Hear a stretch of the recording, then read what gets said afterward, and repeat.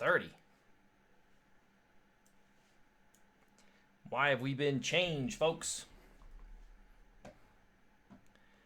All right. Give me a second here.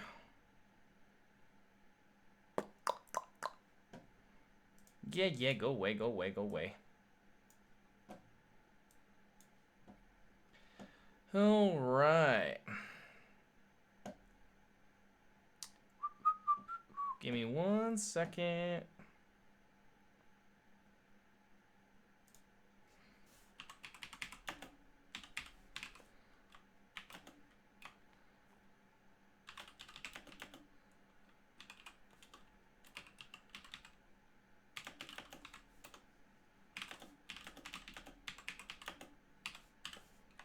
Bam!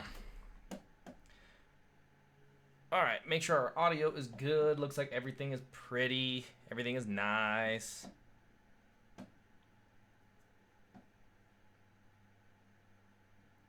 We're going to give some time here and let some people jump in. Give it a sec.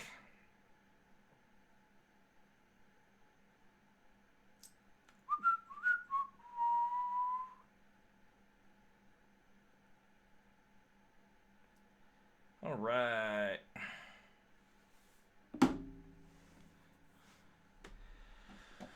How am I doing? I'm doing good. I just got word today that I'm now no longer working until the 18th. So, I don't know. It'll be an interesting time frame, right? How do I sound though? How's everything sound? We sound good?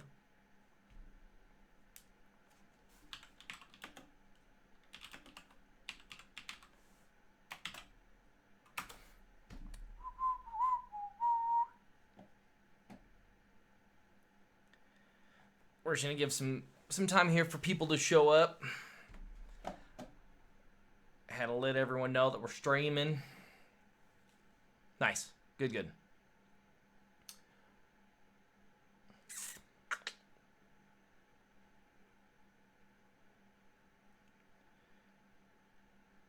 Getting some more peeps in here. Ooh. It's a good email. How are you guys doing so far? I don't know if I have a delay on this. I don't think I have a delay here, so it shouldn't be anything too weird from you guys to me.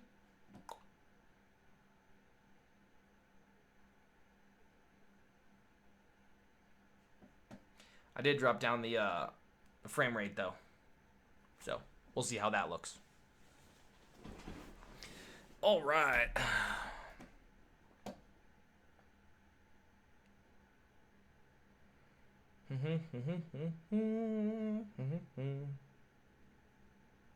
All right, well, since we're doing hello, Cole.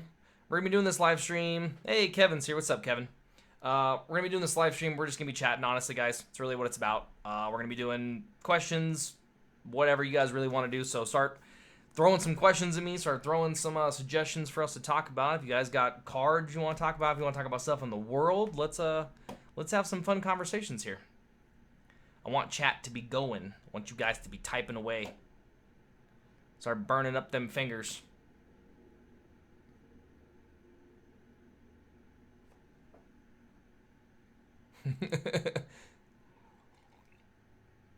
Who's my favorite team member? Well, Kevin, you're just trying to start stuff there. Good morning from Malaysia. Hey, welcome. Malaysia, man. Shout out. That's pretty sweet. Testing the Prime list with Captain Ironhide and General Opp and Flame War. Yep. Using 4-wheel drives and cargo trailers. Nice. How's that working out for you, Nick? You got some pretty good, getting some pretty good stuff there. It's a really sweet list. I like the fact that Ironhide can take direct damage too, which seems to be pretty relevant right now. I mean, just look at like marksmanship. That card's up to like freaking $20 a card. It's insane how much that card's running right now for price.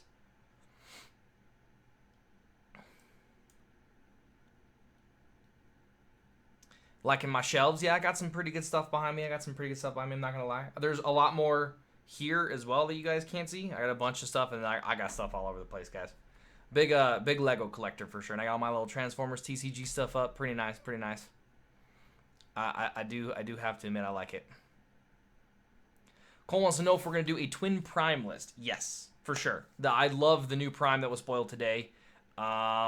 His stratagem I think is a really interesting part. Right, we got double stars, gives like at least one of everything. Right, you get bold one, tough one, focus one, pierce one. All of the ones. I don't know. Looks pretty interesting. I'm pretty excited for that card actually. So it's a bit high for the star count, right? Because I think he's what 11, and then the head is 1 or 2.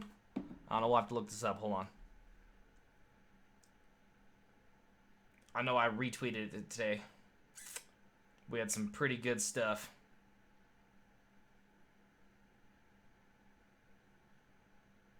Yeah, so we got Duty and Honor, which is a 2-star. Gonna be the stratagem. Gives Brave, Focus 1, Bold 1, Tough 1.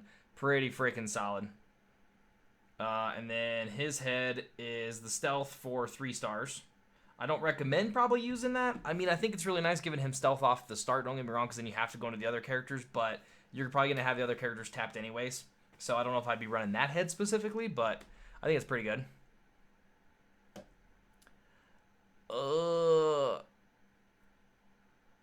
Yeah, like I said, yeah, the stratagem is for the others. So.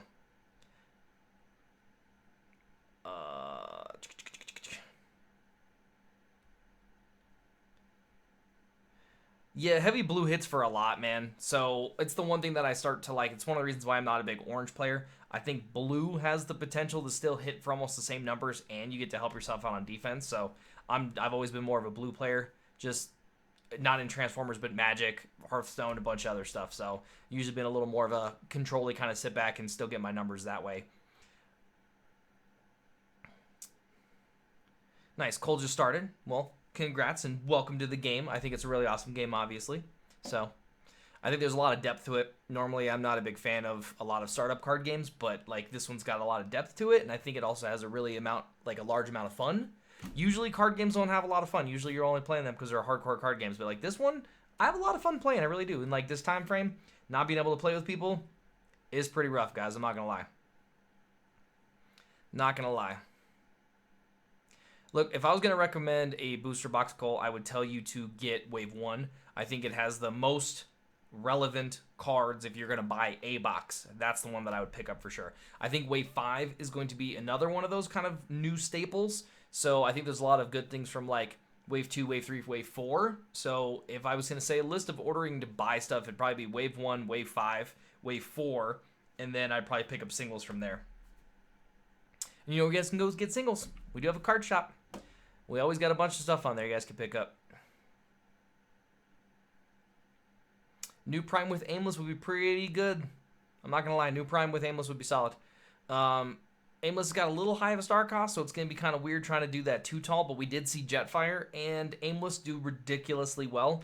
So, and then with the stratagem, you're going to automatically have Bold 1, so you're going to be proccing Aimless's ability every turn. So you might be onto something there, man. You might be onto something there. I'm not going to lie. That is a pretty solid suggestion, man. I feel like it's really bright in here. Got all my fancy lights on. Switching between Primetime and Burn Jetfire. Yeah, man, Primetime is a super solid list. I mean, I ended up swapping out Ironhide for Wheeljack before we went to Gen Con. Yeah, I think it was Gen Con. Swapped a few cards up there, but I mean, ended up top 8ing at Gen Con for the PTQ or the qualifiers, and then ended up playing something different for the finals. But I mean, that list is ridiculously solid still. And I think you might even have the potential to kind of move Flame War around now for the new Night Racer or Night Tracer. I don't remember what we ended up saying. Sorry, Wes, if you're watching, but I don't remember what we said as far as the name goes. So there will definitely be something there because you're getting Bold 1 and you're getting Tough 1 still, and then you get now the Star Secret Actions. So it could be some pretty cool stuff there. Yeah, and you're right about the stealth, man. On that Prime, being able to have that stealth does force him into Aimless even more. So you might have something there. Not going to lie. It sounds like a really nice 2-tall. I want to see 2-talls come back. I really do. It's something that I know that I'm working on a couple of lists, and especially with a lot of the new body modes and head modes that are going to be out there, I think 2-tall is going to have a spot. So I'm definitely going to be trying pretty hardcore there. Darius asked what cards I think are going to go up in price. Man, I think there's going to be quite a bit of them. It depends on what happens as far as like the if we jump into meta right away. Now I don't know if a lot of you guys know that we did just I wasn't a part of it, but we did just push off the release of this wave to now I think May 28th or something like that. So with that, now if that does go down, Origins is a month out. So competitive play will be highly ramped up because we only have a month again before going into another new format. So I think a lot of cards are going to start going up in price that are going to be more meta related, way more than casual related. The one that they showed off yesterday, the blank card that allows you to attack untapped characters, man, that thing is insane. That card will be pretty good. But I mean, it's an uncommon, right? So I think character cards are going to go up pretty good. Sky Shadow, I think, is going to be a really big one up there. I think almost all the super rares, Night Racer, she's going to be insanely priced. I think Wind Charger is going to be super freaking expensive. Just because, like, cars, right? We're going to be punching a bunch of stuff. I think those are going to be some pretty good ones. I mean, most of the super rares, honestly, guys, like, luckily now there's one per box, but I do think that they're going to be hitting around $40, $50, $60 on a pretty regular basis. So they're going to be up there. All right. Yeah, so Cole asked about the shop. The shop is open. Currently, we just hit big lockdown here yesterday, 2 days ago. So unfortunately, I'm not allowed to go anywhere. So the UPS stores are closed down unless there is anything going out that is an essential. So you guys can purchase stuff now. However, there isn't going to be shipping for a while. I'm thinking about throwing on a discount on there for this time frame so you guys can still kind of try to get those cards and then not have to obviously pay as much because we have this waiting period. Who knows when it's going to go open, like I said. The extension that I have here, I think, is until the 18th of April. So until then, nothing's really being shipped. So I'll probably end up throwing, like I said, a discount on there for you guys. We'll probably have a pretty funny name for the discount as well. I'll probably do a post about that so you guys can get that stuff, a little cheaper. Only makes sense. You guys are being patient. You guys should get something for it, so. And then Prime will heal every attack. He will. Like I said, man, I think you got something there with that Prime. I do. I think we got something there. The Prime Aimless. I do love that he's also an uncommon. I don't know about you guys, but, like, I'm a big fan of the fact that he is uncommon and we don't have another, like, go get me Prime. I do really love that because everyone will be able to have him. One thing I loved about Freedom Fighter was that he was an uncommon. And, like I said, Battlefield Legend going up to insane prices. Now we got new dude, Galactic Prime freaking hitting, like, $90 a card. Like, it's just tough for some people to get. I get it. So the fact that he's an uncommon, if he can be good on top of that, that'd be super cool. Nick's talking about Love and Night Tracer. Yeah, man, like I said, I think she's going to be a big staple card. I really do. I think she's going to be in blue lists. I think she's going to be in orange lists. I think she's going to be in mixed lists. I think she is going to be everywhere. Ranged, first off, 5 stars, second off, bold, tough, free star cards. Like, she's going to be super solid. Super solid. Yeah.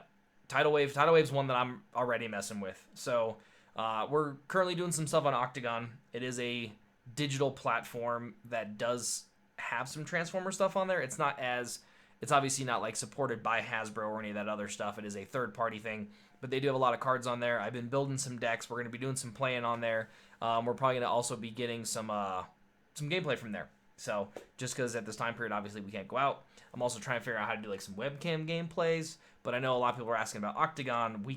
I can play with a lot of you guys as far as subs and stuff, and I can do a big shout out there, and we can get a lot of gameplay. So that's the goal. Belligerence is gonna be good. Belligerence is gonna be nuts. We talked about it on a recent podcast. Nope, I lied to you guys. It's on the podcast coming out tomorrow. I think it's coming out tomorrow. We have a special guest for that one. But yeah, we talk about Belligerence, and Belligerence will be an insane card. Like, if you're running blue versus blue, you're going to benefit 10 times more. If you're running blue versus orange, you're still going to be benefiting because now you're turning all those blues into attack. It also is really cool because it makes those blue bold cards so much better. So I know that they revealed the Wave 5 card, blue bold 4 for planes. Okay, well now that just becomes bold 4 for orange. Like, that's nuts. Now, granted, you have to like brainstorm it out, right? Get some type of free action, but it's going to be insane.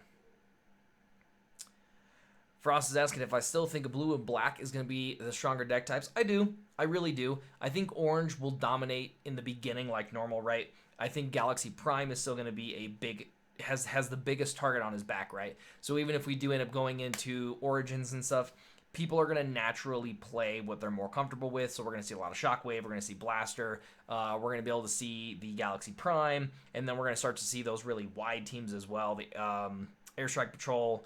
Apparently, the Off-Road Patrol have been doing insane over in the UK. So that's really interesting. I was not aware of this. I thought, like, Kevin, who's in our chat, was totally, like, the one who started playing that originally.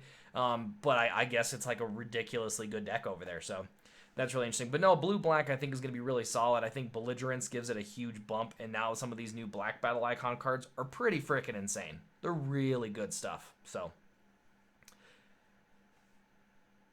would I recommend the Energon Edition box? I would. I really, really would.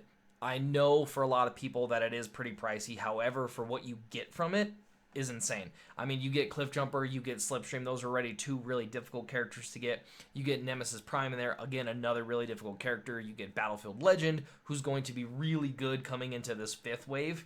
There are so many new cards that he just absolutely loves. Like I said, even the one that we showed off yesterday. The Supporting Fire. Being able to get +1 attack and untapped characters, and then you flip Prime and get it back. Super good. Getting these special cards, right, the all-out attack, tandem targetings, that's more for the collector and people. And then finally, obviously, the Wave 1 booster box comes in it, right? You get 30 packs. So we were talking about, getting that Wave 1 box. It comes with them. So I would definitely recommend it. I think it's really solid. So it also seems like the pull rate for those are different than what was originally. So, like, if you were around during Wave 1 and you bought Wave 1 boxes, there was this joke about, like, some people were opening boxes and not getting rares. Like, true story. You could open a box, get 0 rares. You open a box, maybe get 2, and, like, feel really good about yourself. Getting the super rares was pretty tough to do. Whereas I feel like the Energon Edition packs were way better sorted, I guess. So I don't know if it was like they were still continuing to print those. They changed that print run, whatever the case is. They managed to make it pretty nice. So I felt like when I, cracked open the one that we gave away on the channel, it had some pretty good stuff in it. I heard people got really good things out of it. So yeah, I'm dying. I'd recommend it. All right. So what do you guys want to talk about? Let's start up a nice conversation here. Give me a solid topic. Give me something juicy. Nick saying Orange Nemesis, huh? Is it running Lionizer and Demolisher?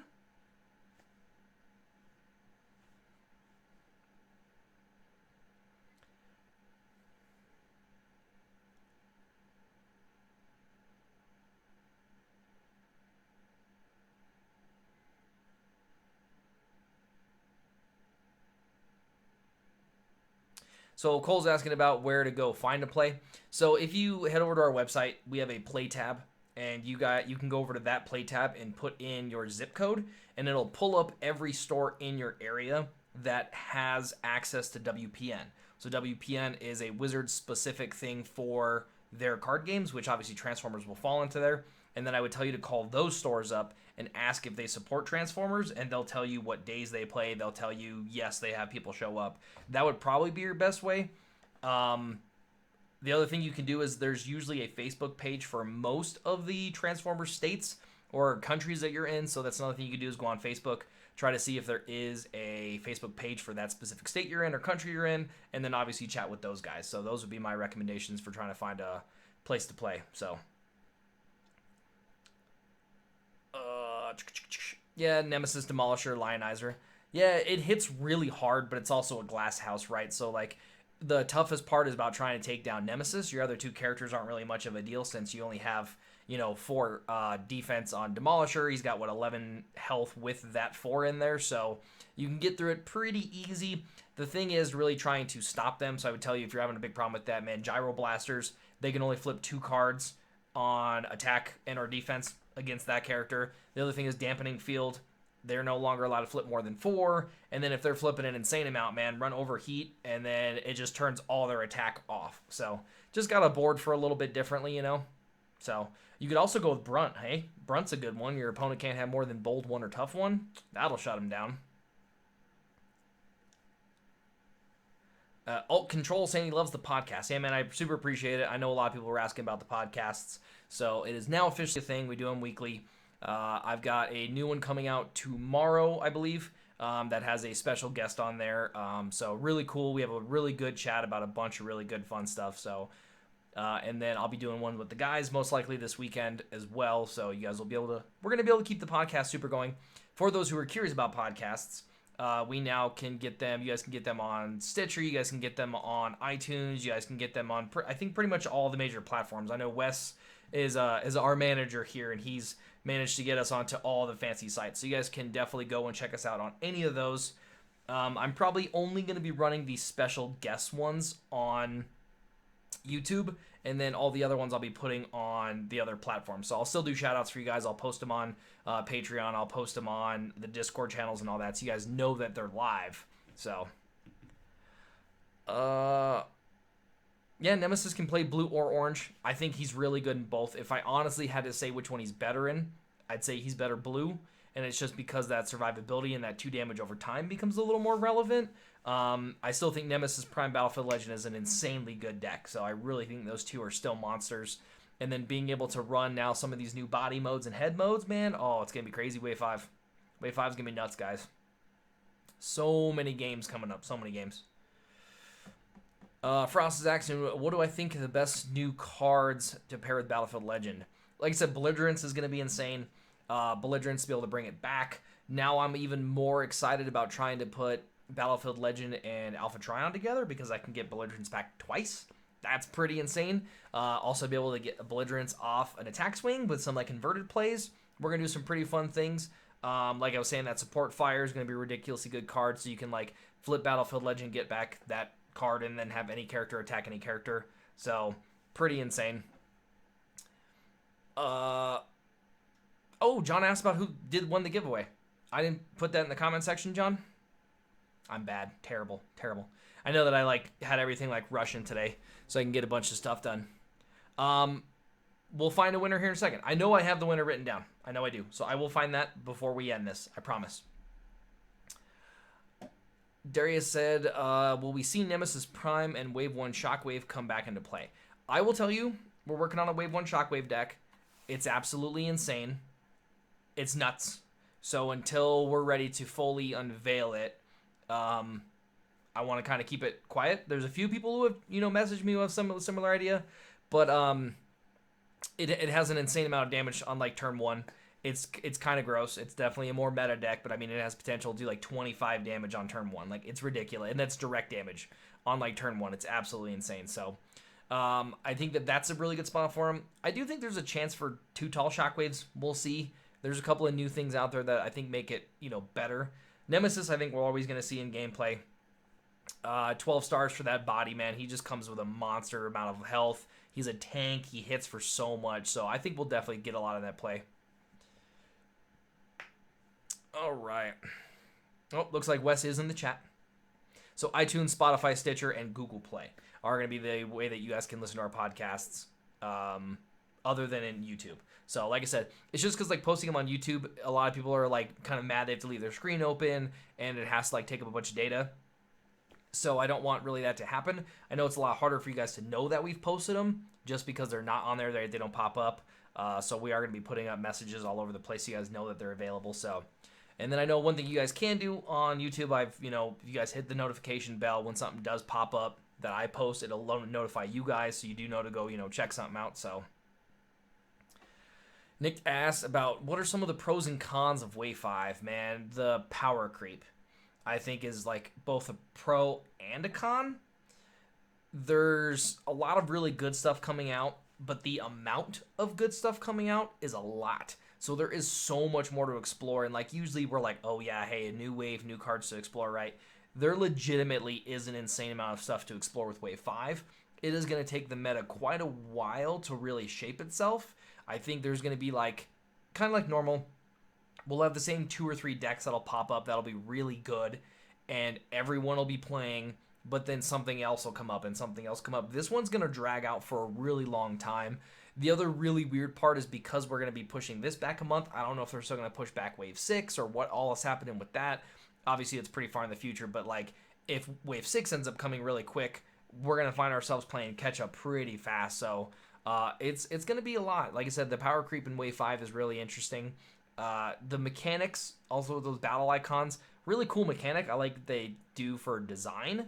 However, I can understand how it's a little difficult to read. So gameplay is going to be kind of weird. You have to make sure you double check pips. You have to make sure you double check star counts now. There's so many ways to have star cards in your deck now and have your decks all kind of it's going to be all kinds of crazy. So there's quite a bit there. So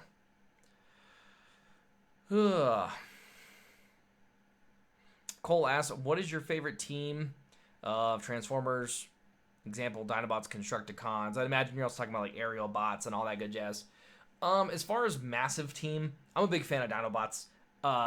As far as lore goes, story, gameplay, not so much, obviously, just because they don't have a lot going there. Aerial bots are probably my bread and butter when it comes to gameplay. I'm also a huge fan of Superion. So if you guys did listen to our previous podcast, Wes went into a really cool lore with the aerial bots. Pretty solid stuff.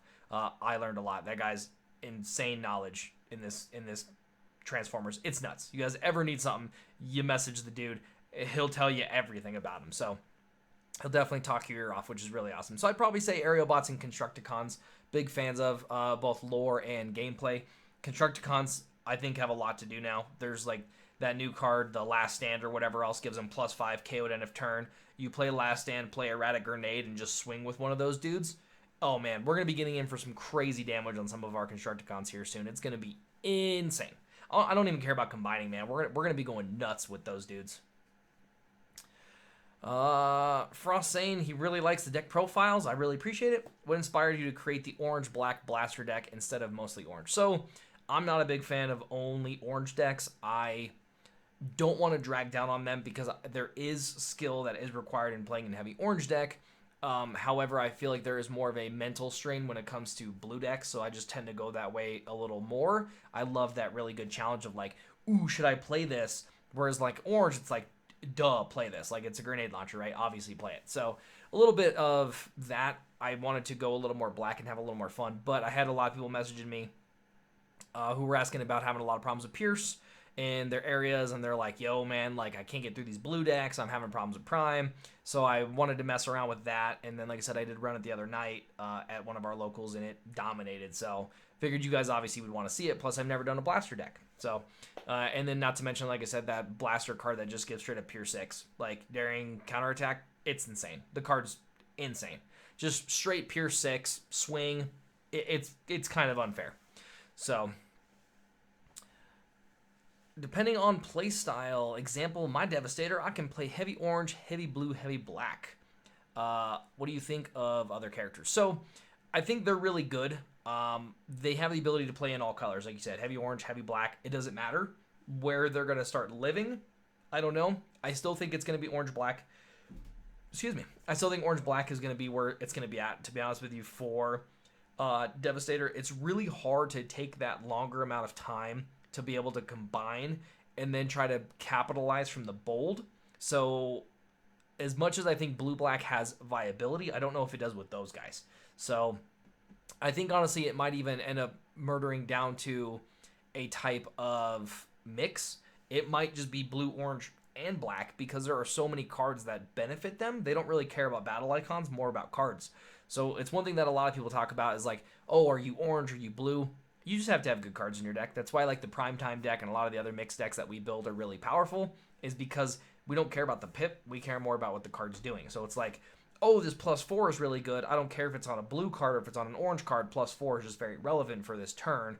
So throw that in the deck. Oh, okay, well this is more relevant to get the direct damage. I don't care that it's blue.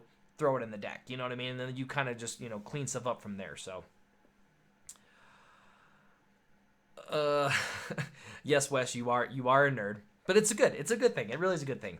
Believe me, lots of people have been messaging me, man. They really appreciate the lore section. So you do a good job with that, man. So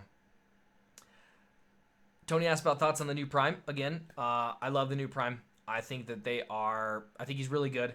Love the fact that he's uncommon. It makes me really excited to see the new Megatron. Like, I know that's kind of really weird, right? But, like, we know that they're both coming. So, with how cool Prime is, I'm really excited for Megatron.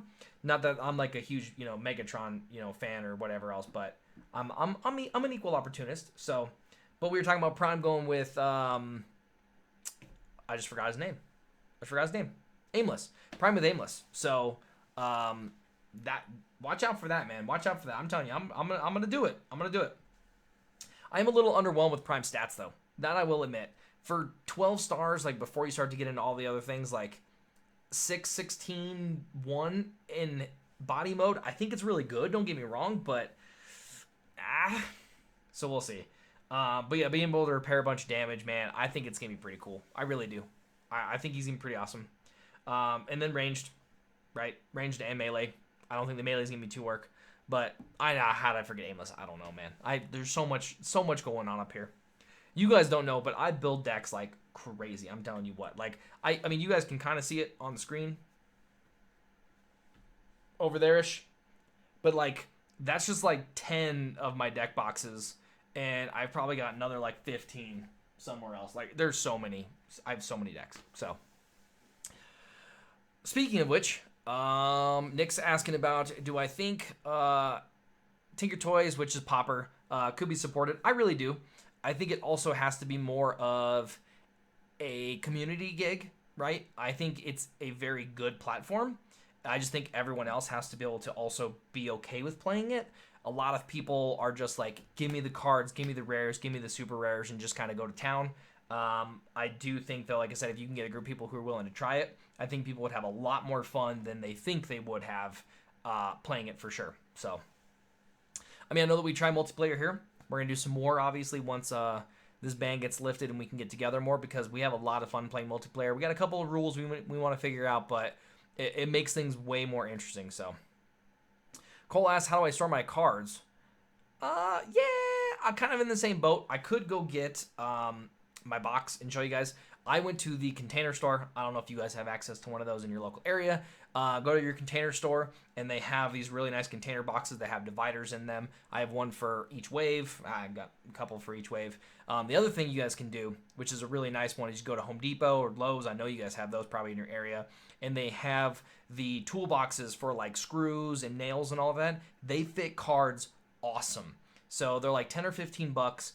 Pick up a couple of those, you know, obviously right on top of it, because the top is clear plastic, so you can right on top of them, you know, wave one and put your wave ones in there. I also separate commons versus uncommons, and then all of my rares, because we have the shop and all that, I keep in binders, and then extra like deck boxes and stuff like that. Like one of the boxes behind me is just all of wave 5 rares, or wave 4 rares, sorry. So if people do, you know, request something, I can just pop that open and get to it really quick. So am I excited for the new Netflix show? I am. You know, I really am. I'm really interested in that anime style. I think it's really cool. Plus, not to mention, like, we haven't had anything Transformers to watch in a while, you know, unless you're, like, you know, into other stuff. But other than Bumblebee, and I thought Bumblebee was super awesome. So, definitely a nice little fix from a lot of the previous stuff we won't go into. But the new Netflix series looks pretty solid. So, also, that's the one I think that they're not doing Peter Cullen right as Prime, because they're starting to, unfortunately, phase him out. He's an older guy, so, you know, they got to start getting a new Prime in there. Right? So, if I'm remembering correctly, I'm pretty excited for it. I really am interested on how it's going to turn out, because if it's good, we're going to see more, right? So, bring it on. Frost said, do you think that Soundwave from Blaster vs. Soundwave will be stronger with new cards? Yes, I do. I think the Paralyzo box, that card alone, I think is really good, because you can put cards on top of your opponent's deck, and then obviously you can name the color. Boom, easy +4. So there's some shenanigans for you guys. I think a lot of his other characters as well are going to be better. Now there's more like blue-black battle cards, right, that are going to really help out. That Concealing Contrails is really nice, being able to turn all those black battle icons into defense. Oh, he loves that so much. So I definitely think he's going to get some potential. It's just like when it comes to out of the box, man, Blaster is just so much better. And it really kind of sucks, but Blaster is so much better out of the box.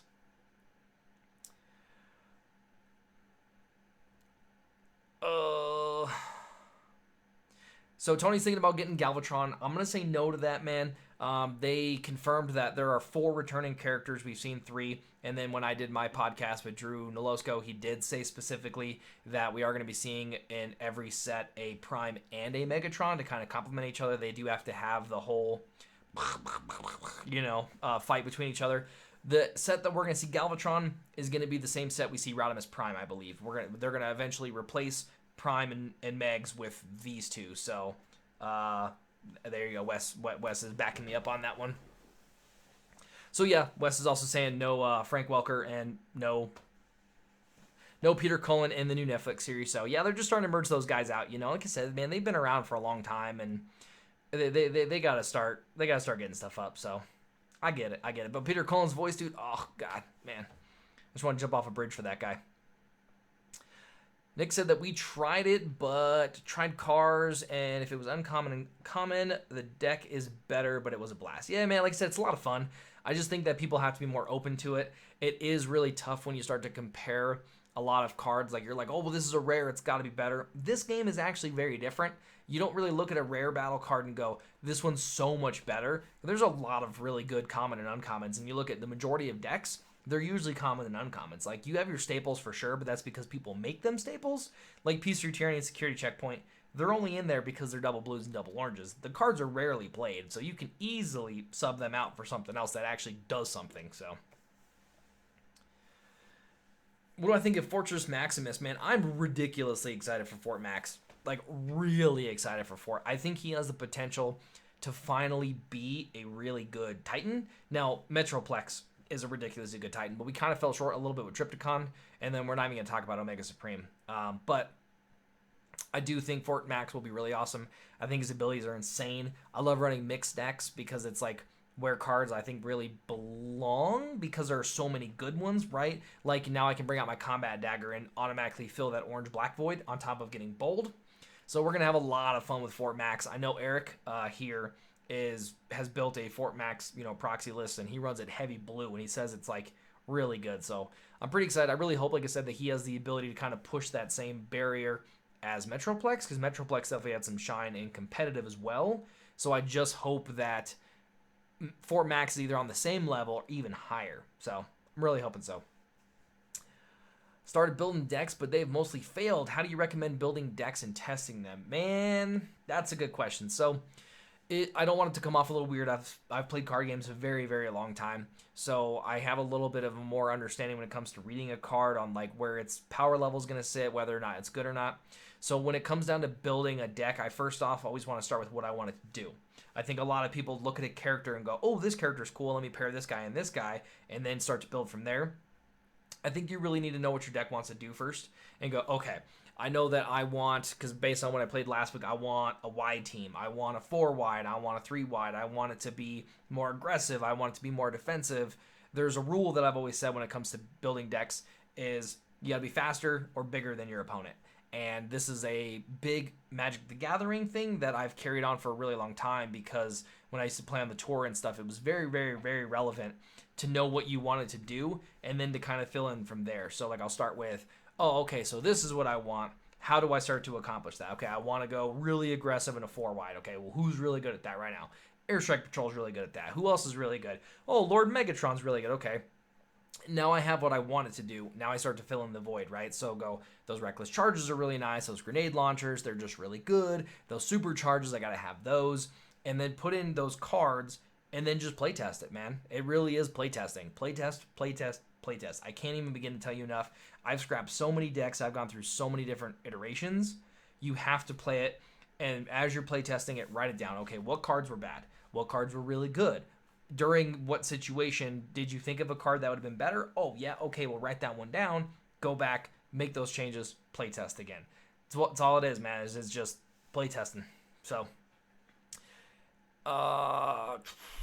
Darius. Private Greenlight making a splash, man. I agree with you. I think she's got a lot of potential. The one thing that makes it really interesting is like power swords and stuff, right? So we have power swords and ghost armors that you can put on her and then not have to worry about your opponent ever scrapping it, just because you already have the built-in effect. So that's really good. I know that I was talking to a few different people about a green light deck and trying to work some stuff out. I tried to play some pretty jank one the other day, which is really good. Once I got to the late game, I was running Brunt and Sights.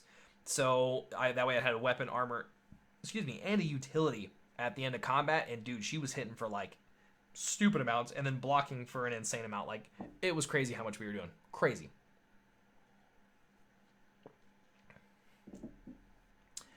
Do I have a favorite low tier hero deck? Like a deck that mostly people don't think is very good, but you have a ton playing. Man, I don't know. There's a few good ones out there. I know that like I've had a lot of fun playing a lot of like the jank stuff, right? Messing around with Mirage is a lot of fun. Messing around with like the full biker girls is pretty fun. I have a lot of fun. The most amount of fun that I get from playing those low tiers is something that is just more thematic. So it's not really designed to be a good deck, but it's more designed to like resemble something from the game or to be like some of these deck doctor series I really love doing. People will hit me up and just be like, "Hey, I want character A and character B go." Like those are when I have the most fun because I got to sit there and try to like build it for scratch for someone else. That's a whole lot of fun versus like, "Oh, okay, well, I haven't done a video on this character yet, so let's try to do something with that." So, yeah, I'd say that's where I have a lot of fun. That's a lot of fun. Just trying something new, the whole back of the binder page right now. If you guys are on Facebook, Wreck and Roll is doing that back of the binder page where they pull out that old bad card and like dust it off. You got to do a bunch of stuff. I think it's pretty fun. It gets your gears going, gets you to get out those older cards and kind of mess around with some of that. So, Cole's asking, what do you think the average amount of money you spend on a deck list? It depends on what tier you're trying to go for, right?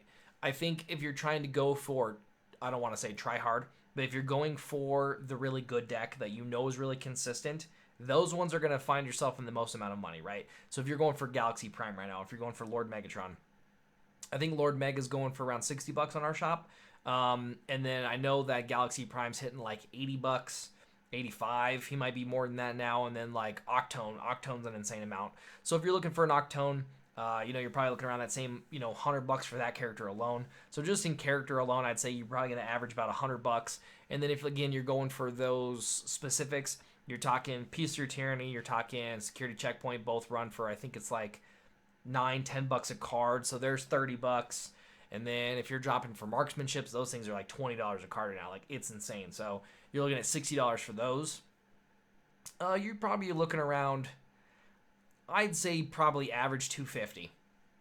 If I'm being honest, you're probably around that. But the cool part about this game is that you only have to buy them once. That's the thing I love about it, right? A lot of other card games, you have certain classes you can only play those cards for. You have certain mana costs you can only play those cards for. So you have to buy all this crap. You have to buy sets. You have to buy, play sets of 4, everything. This game you don't, right? You buy one Galaxy Prime. You have Galaxy Prime. You can play them in anything you want. You have one, you're done. That's it. You buy your marksmanships. You have 3, you're done. You can put them in anything you want. You're done.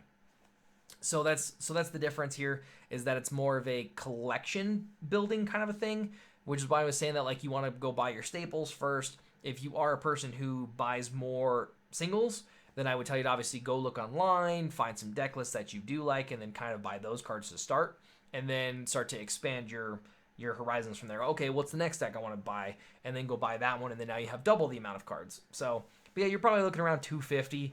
I know that, yes, obviously my collection's a little different than most people's just because of the situation. Like I said, the shop's a big one, but it's to make sure that everyone else has cards. So I tend to use a lot of doubles, but I also sell my cards for pretty cheap on the shop, and it's to make sure that other people get them. Because I understand, like, man, everyone's got jobs, everyone's got kids and stuff, You're trying to get your cards too, and I don't want to gouge you because it's not profit for me. It really isn't. For anyone who thinks that it's about me making money, it's not in any way, shape, or form. It's to get cards into people's hands and play this game and truly love this game. So, Nick, have you tried to make a bombshell list wave 2 yet? So yeah, man, I ran a bombshell list. There's a video on our channel where I did an insane combo and I ended up KOing Menasor with discarding 25 cards. It's pretty awesome stuff. So that one was definitely way more of a combo build. It was really fun. That was, I think, during wave 3 time. And yeah, I ran Leap of Faiths and tried, because I think I had 4 stars open. So I ran 2 Leap of Faiths and 2 Universal Network Access to be able to draw more. Now, we'll tell you, with being able to have more star cards now coming out for some stuff, we're definitely going to be revisiting that character because he is one of my favorite characters to play with. To go back and answer a Frost question there too, like Wave 2 Bombshell is absolutely amazing. I love that freaking character, so can definitely get some KO in here. So Hat, man, you forgot there was a stream. We just talked about it, buddy. We just talked about it. Yeah, there was a fun chat about Discord about them keeping me busy all night. So those morning people across the bay and all that, they can bug me in the morning. So pretty fun stuff. He said, "Yeah, guys, we're just here to hang out. We're here to hang out. You know, during this time period, man, like we gotta be happy. We gotta try to keep ourselves busy. We gotta try to have that human interaction still. So I figured, you know, if this works out and it seems like this is really nice, I will definitely do more. I'm gonna change my time frame next time because everyone was like, do 7:30, do 7:30, and I was like, okay, 7:30, and everyone was like, oh, you should have done 5. I'm like, of course. So next time we'll probably try different time frames so we can get other people in here as well who are like sleeping or having to do other stuff right now. So. Any prediction on the new Megatron? You know, I had a thought process on the new Meg. I really thought I did until I saw Prime today. I no longer know about Megatron. Like, this Prime, he does it all. So I have no idea. Unless they're going to do the opposite, right? And he's going to have access to Pierce and Stealth, right? This one I think has Brave. Or does he have Stealth? He gets Stealth. So I'm guessing maybe the other one will have Brave and he'll have Pierce. Maybe. I don't know. What are some of your guys' favorite Wave 5 cards? Yeah, like I said, I just don't know about Megatron. I don't know. I'm imagining he's going to be an uncommon, though. So, and he's going to have the same thing. He's going to have a stratagem. He's going to have a head mode. So, I think the art for Apex is super weird, though. Yeah, Wes is saying Brave with stratagem, too. That's what I'm thinking. I think they're going to do opposites, right? You know what I mean? They're going to do a lot of that stuff. It's something that they just tend to do naturally, so... But I said, yeah, that art for Apex is weird. Like, it looks like the head doesn't belong there, and I know that's on purpose, but it just does not fit. It does not fit. I'm working on some pretty cool art for you guys. I'm going to try to show off a time-lapse video here in the next couple of days. I worked on a few pieces of it today. It's going to be big. It's going to be pretty cool. I'm pretty excited. +5 whenever you kill them. Yeah, so I think that's the last stand card. Yep, the black battle icon gets +5 and then end of turn KO it. Yep. Yeah, I think he does look like Orion Pax. Yeah. Like I said, it's just the art, man. It's strange. Like, it's the pose. It's the fact that, like, the head's bigger than it should be. It's a little weird. It's a little weird. New plans for playmat. So, yeah, I was just talking about that. That is the art that I'm working on currently. It is going to be, I don't want to spoil a whole lot, but it's going to be Autobots versus Decepticons. So, it's going to be a really cool playmat. It's going to be a big piece. I'm trying to fit like 15 characters on this piece of art. It's going to be nuts. I've got about 4 pretty completed now, so it looks pretty awesome. We got Megatron blasting Optimus. He's dodging. It's going to be really cool. It's going to be really cool. So, going to be doing some pretty fun stuff with that. I'm also working on a Volcanicus piece of art. We'll see eventually when that comes through. I'm a fan, but we'll see. So, Clobber is going to be an interesting one. You know, we talked about that in a recent podcast about like where he's going to live, and I just don't know about him because like I think he's got a lot of potential and I think he's really cool. I just don't know of enough Dinobot cards that are like really relevant, so that makes things really strange. I don't know. I think Clobber will end up getting played in something like super like left field. No one will be ready for it, and it'll just be like you're KO'd. It's insane. So, just got a buddy into the game, and I just got him wanting to build tanks. Tanks are super good. Thinking about an orange list with the new composite armor to make Demolisher hit harder. Yeah, so Nick, I know I have a deck profile video on an orange tank list, which has Lord Meg, Impactor, and Demolisher. It's a really good deck. It does really well. It's definitely, pretty high up there on the power level scale. So if you definitely want to go that route, you're more than welcome to. You can also sub Lord Meg out for a few different people as well, but composite armor is already like ridiculously good in that list just because, you got Demolisher flipping 7 cards naturally. If you give him like Supercharge, now he's flipping 10, you flip a white in there, and now you're flipping 12, like, whew, that dude can get in. Cole asking about the new playmat cost. All my playmats run like between 20 and 25 bucks. I'll never have them cost more than that. So once they're eventually, put together, I'll obviously put them up on the channel and do other stuff. So, pretty basic price. Like I said, it's not to It's not to do anything else. Like I get them for a good price, so if I can give them to you guys for a good price plus the shipping, so yeah, I said usually it's about 25. Yeah, Wes and Sam are working on a list here. Apparently that Cup can get to 19 attack a character, KO it. The stratagem allows you to untap, attack a character, KO it. So apparently it's an OTK, which is a lot of games call them, but it's a one-turn kill. So apparently their deck is going to have this potential. So we're going to really be pushing for that list and seeing what we can do with that. Because that's the thing, man. Like, just blah, blah, blah. You're KOing people all over the point. Pretty awesome. And then technically it's not end of turn when you win, so your character doesn't get KO'd, so you just win. So. Darius asking, did I work for Disney? I did work for Disney. I was an animator for a while. So a lot of fun stuff. You know, I was doing a lot of contract stuff and some animating. So yeah, it was a lot of fun. Ended up going down a different path in life. I sometimes regret it. But you know, it is what it is. So, but it was a whole lot of fun working for Disney. I learned so much working for them. I ended up getting in because I actually worked in the Disney store as a nighttime shift manager, and I didn't know this at the time. And this is a fun little, you know, side story for you guys. I was doing some art on my lunch break, and I didn't know that if you're on the clock, anything that you produce is owned by Disney. So at the time, my store manager took my piece of art and, you know, had to, I guess, submit it, and it ended up getting me a job. So worked out pretty cool. Hat says he's gonna make the clobber deck. Get ready. I'm ready, man. I'm ready. Like I said, I think it's one of those things that like no one's gonna notice, and everyone's like, blah blah blah, and then it's just gonna like blah. It's just gonna blow up. I really think it's gonna blow up.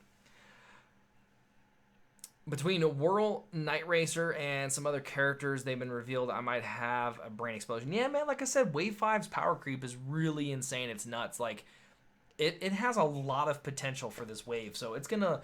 Everyone is definitely going to have to really pick something to start with and go from there. Because, like, me, I'm already like, this guy, and this guy, and this guy, and that guy, and that guy. Dude, I'm going to have so many decks all over. Like I said, I'm going to be throwing videos at you guys. I'm sure you guys are going to love it. But I'm going to have to just, everything's going to have to just plop out.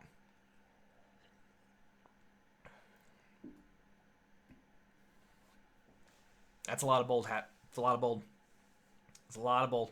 Like I said, Dino Chomp, I think, is actually going to start getting some play. I think there's actually potential for Dino Chomp now. I really do. That Darius, that tank deck is awesome. Like I said, it's just got the potential to do a crazy amount of damage, you know. And then even if you want to throw in Hunker Downs, I know I don't have it in the deck profile video, but I know I have it in my sideboard if I really need to push more armors.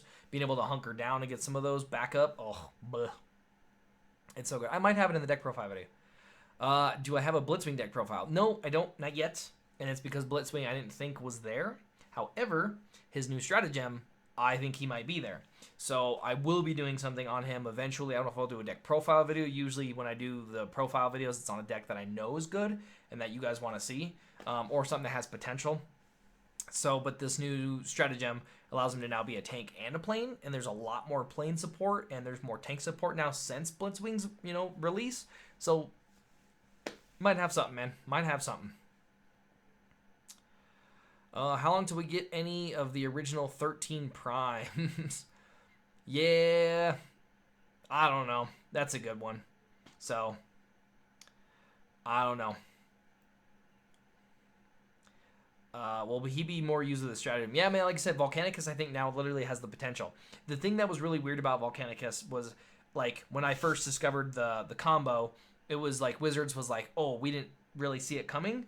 So then they were like, yeah, now we can totally do that.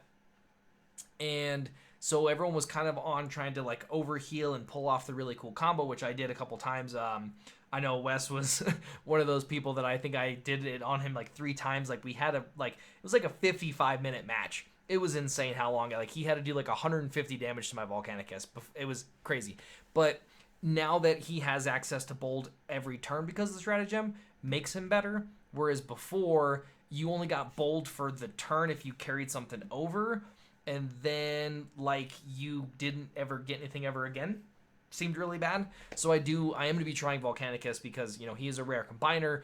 I really want him to work. I spent way too much time working on him originally. Yeah, Wes 3 times. I spent way too much time on Volcanicus the first time. I know these guys hated it here, but I will be revisiting him again just because of his stratagem. I do. I think it's got it. And now I won't be trying to pull off probably the shenanigan to overheal anymore. It's just going to be to try to get to Volcanicus as fast as possible, and then just try to punch my opponent, one shot every single turn. A lot like how Predaking does it right now. So I think that is the thing we're going to do. Sentinel Prime. Yeah. Oh, Wes is dropping spoilers on us.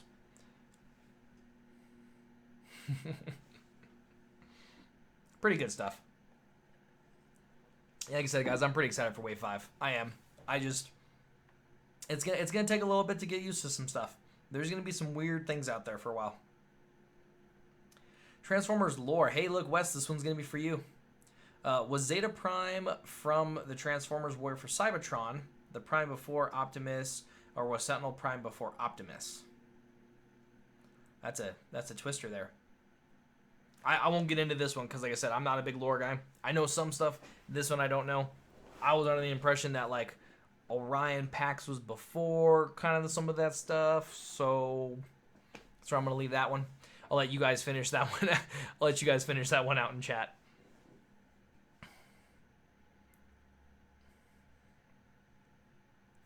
That's pretty good. That's pretty good. That's funny.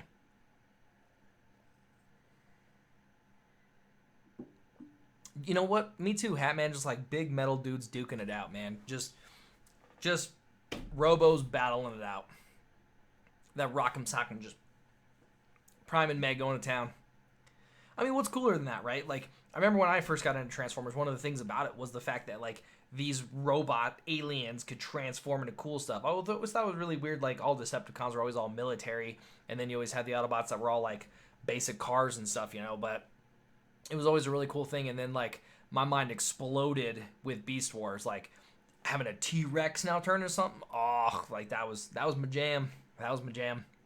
It's really funny. I talked to a lot of people who were like, oh, I got into Transformers hard with Beast Wars. Beast Wars seemed like that was a big time for a lot of people jumping into Transformers. I don't know if it was just the time period. I don't know if it was the TV show. I don't know what it was, but that brought a lot of people in. I do think that they'll eventually get to that in the card game as well, so.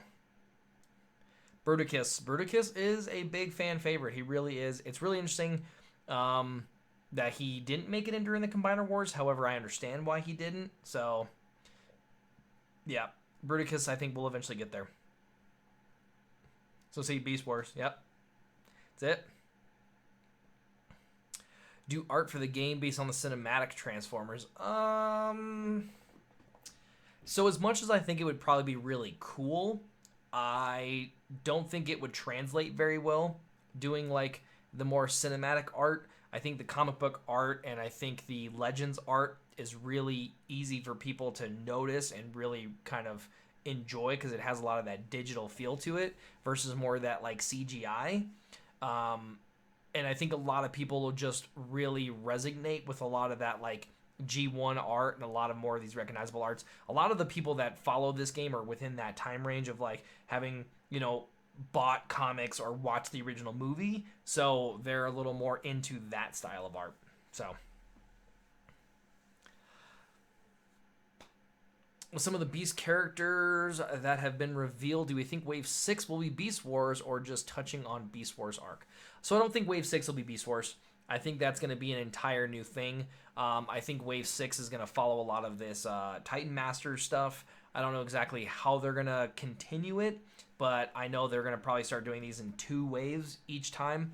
And just because, like, I think Beast Wars has way too much to put into 1 wave, I think they'll want to put Beast Wars into 2 waves and probably give it, a name of some sort. So I don't think it'll be Wave 6, but if this game continues on the route that it is, we will definitely see Beast Wars. I really think so. Would only want to see the cinematic art if it was like a box promo. Yeah, I think alt art, would probably be the way to go if you were going to try to incorporate the other cinematic art. Just because, like I said, yeah, it just doesn't really fit for their set-wise. It doesn't really fit for the theme that they go for. So alt art, I think, would definitely be pretty solid. So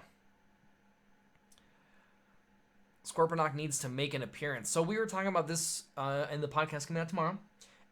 No spoilers. and just in life because I don't know anything about Scorponok. But our conversation is that the standalone after Wave Five's release will be Scorponok. So, and he will fit very much like Fort Max. That way we can have those two just like we had Metroplex and Trypticon. We do think that that is going to be the route. Spoilers for those who don't know anything about like who listen to some of our podcasts. Wes is a not Bayformers fan by any means whatsoever. So you talk about Bayformers and he's already stopped listening. So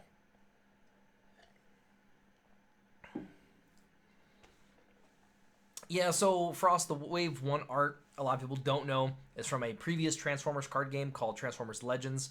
So a lot of it was repurposed art, and then also battle card art was from comic books. They just obviously removed a lot of the text bubbles and stuff like that. So that's why you do see a lot of that art. And like I said, that's why a lot of people like that art, is because it is from that. And then obviously the later series, I think it was Wave 3 when they ended up commissioning new artists for art. So we're going to see more. So Trypticon Stratagem, yeah, I don't know if we'll be able to see one this wave.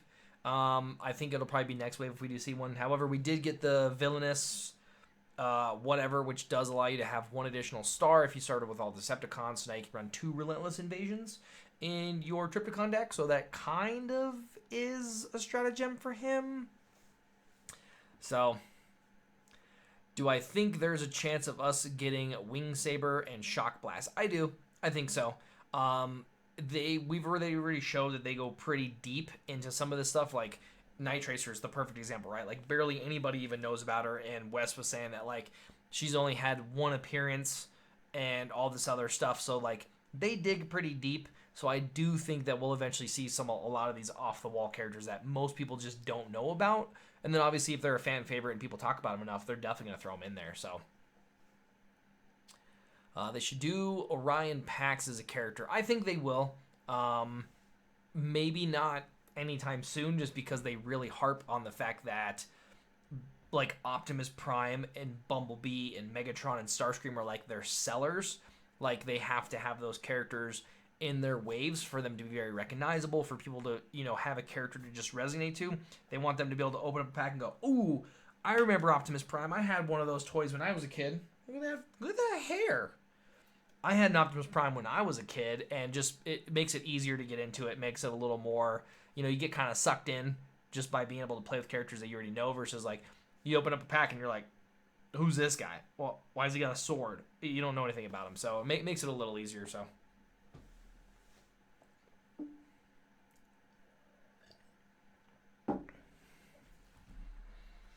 pretty excited.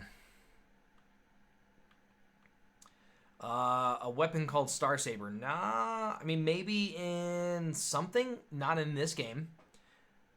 But, I mean, like, we're just now seeing, like, Energon Mace, right? Like, that's something I thought we would have seen way earlier, especially, like, with Energon Axe. But we're just now seeing Energon Mace. So, and there you go. Wes said there was a Star Saber. Tell you, man, you guys have questions. Ask them. So, Wes is saying here that they're going to need special permission for those characters. But from what we've gathered, they get quite a bit of leniency when it comes to this stuff. So there you go, Star Sabers and Armada.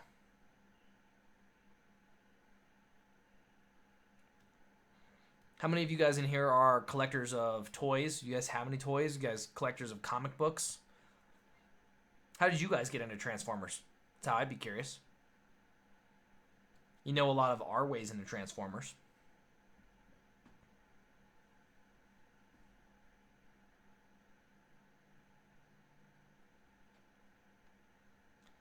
Nice. Yeah, I don't have a big collection. I got some stuff. I got some good ones. I got the ones that I wanted to get. I'm not like a few of our other members here who totally put in for, big man Unicron. Although I will say, if they make a Primus, I'll buy them. Right now, you got my money. $600, take it. Take my wallet.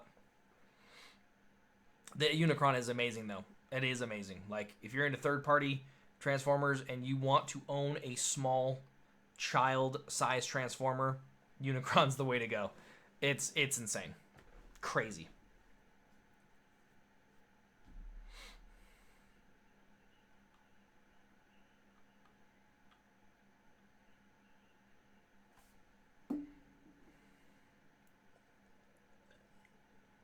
I had the green Megatron tank at one point as well. I sure did. I don't remember a purple Megatron tank, though. I don't remember that. So Nick discovered Transformers during the Armada series. Energon, Cybertron, wife's favorites, Shock Blast, Wing Saber, favorite Autobot. Solid, solid. During the prime time of Gene 1, my dad loved it and introduced it to me and absolutely loved starting collected since. Yep. Like I said, that's the really cool part about about the Transformers community is that we all have a lot of the same things that we're into. We all kind of got introduced to Transformers a lot of the same ways. So, oh, the camo part was purple. All right, there you go. So he was both. So yeah, a lot of people got into it kind of the same way. So pretty fun things. I think it's why this community does so well. I don't know if you guys are in the Facebook group or whatnot, but it tends to be in a really nice spot for the majority of things. There's definitely some people in there that poke when they shouldn't be, but for the most part, man, we all get along pretty well together. So Frost loved the show as a kid and collected figures for a while. Then he started playing the game, fell back in love with the characters. Optimus Prime is one of his favorites, man. Solid. Agree. Prime's one of mine, man. Live or die for that guy. So John actually bought the Armada Energon Unicron toy before he even knew Transformers was. Found out as a kid, binge watched everything he could get a hold of, and began the comics. It's pretty solid. Yeah, the comic line, I wish I collected. I've read a lot of the comic stuff, but I wish I collected it at this point. But I used to at least read it online, or I had someone else who had a digital copy of it, or even back in the day, I know that I used to photocopy them, and then I'd take them home and read them that way. So wish I got into collecting those, but never got on that train, so missed out on that one.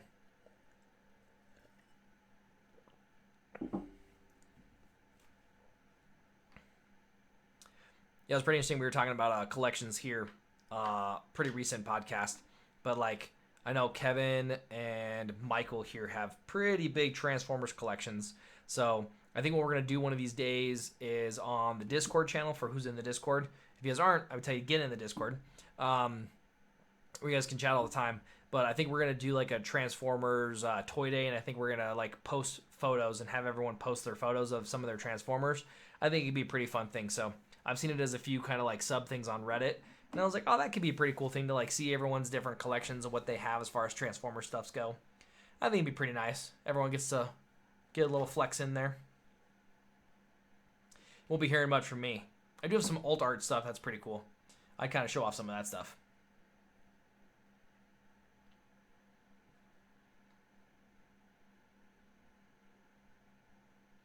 Do appreciate those here, though. It is a really weird time to stream, though, because like I said, we got 2 other people streaming, so it's it's really weird. I do appreciate you guys being here, though. So, like I said, next time we'll do another stream, probably here, and maybe we'll do this weekly. I don't know. You guys make the call. And we'll try different time zones so we can get other people in here. Recommend the Energon edition if you can afford it, but just buying the first booster box is good too. Yeah, man, like I said, I think the first booster box is the way to start. Like I said, if you're going just on booster boxes, because I think you can get a booster box for $100 average. I've seen them between 89 and 110, so you're kind of in that boat. So wave 1, and then I'd say wave 5, then wave 4, and then I'd probably buy singles. I know that the last one I tell you to buy is wave 2. There are some good stuff in there, but they're mostly singles, so I'd probably just buy those. Yeah, buying a box, that'd be a little weird. Just because some of the stuff, most stuff, we just honestly don't use. Excuse me. I got myself an Astro Chain. I did get myself an Astro Chain. Yeah, I just thought it'd be a pretty fun video to do a box opening on. I also did a box opening on Ultra Magnus a while back. I know some people have asked for it, but there's way better people out there that do box openings on Transformers. So I would tell people to jump into there. Just because like I said, there are people out there that do it on YouTube for a living, and they do really good box openings. I buy them every once in a while, so like I said, I just thought it'd be kind of fun to do. Plus, trying to get you guys a bunch of content, Trying to get you guys a bunch of content. What's the Discord called? Let me open her up here and get you guys a link. On this one. Hold up.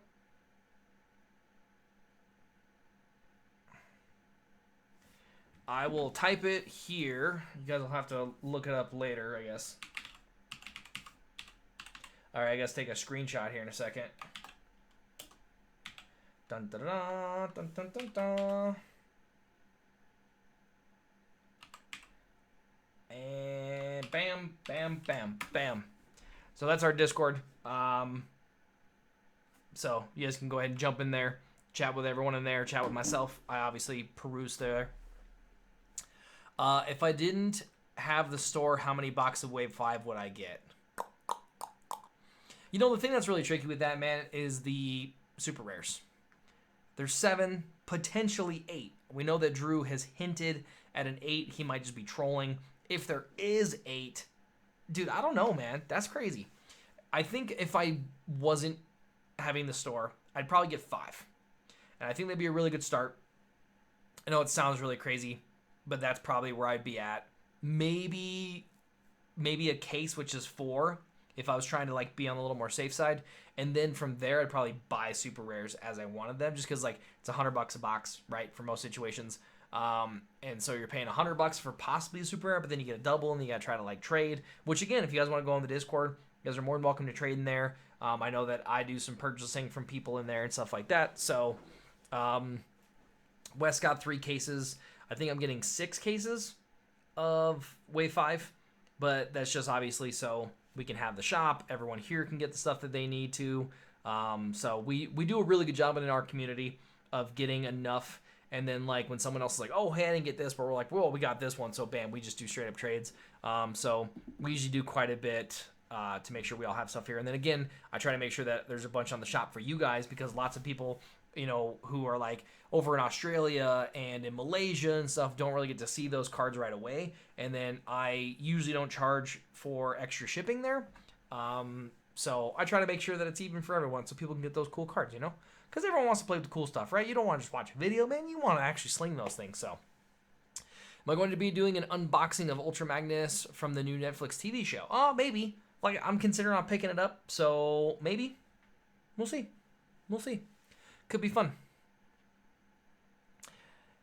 Yeah, the super rares are what makes it tough, man. Like I said, it's just because there's so many of them, and like you're not guaranteed one a box, so make sure everyone knows that. It is definitely, you have a high potential of getting one a box. So if you get 1 box, you should see 1, but like I said, out of 7 super rares, like you could even get 7 boxes. You could be getting doubles of a few of them, right? I think like Night Tracer is going to be one of the harder ones to get.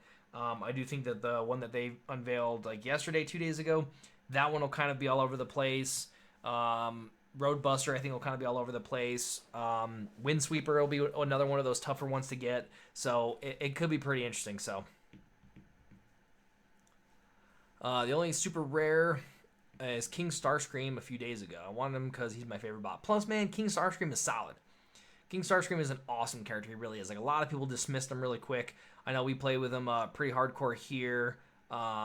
And he's a good character. He really is. So, yeah, there's 2 promos that come in the box. So technically, if you're counting those super rares, then there's currently 9. But you do get Perceptor as a buy-a-box. And then you do get Fort Max at the bottom of the box. So he does count. Although make sure that you are getting those buy-a-boxes, just because like a lot of people I've been hearing, like sometimes their stores don't let them, like they didn't get them. Believe me, if they're part of WPN, they got them. I don't know if they're required to give them out, but they are buy-a-box promos. So make sure like you push your store if you do buy them there. And then obviously because I am getting as many as I am, hopefully there will be some in our shop for people to get. And I'll probably sell them for like super cheap because it's a buy-a-box, right? So we'll definitely have some in the shop for people. Just watching the Blaster deck. Hey, man, James, how's it going, man?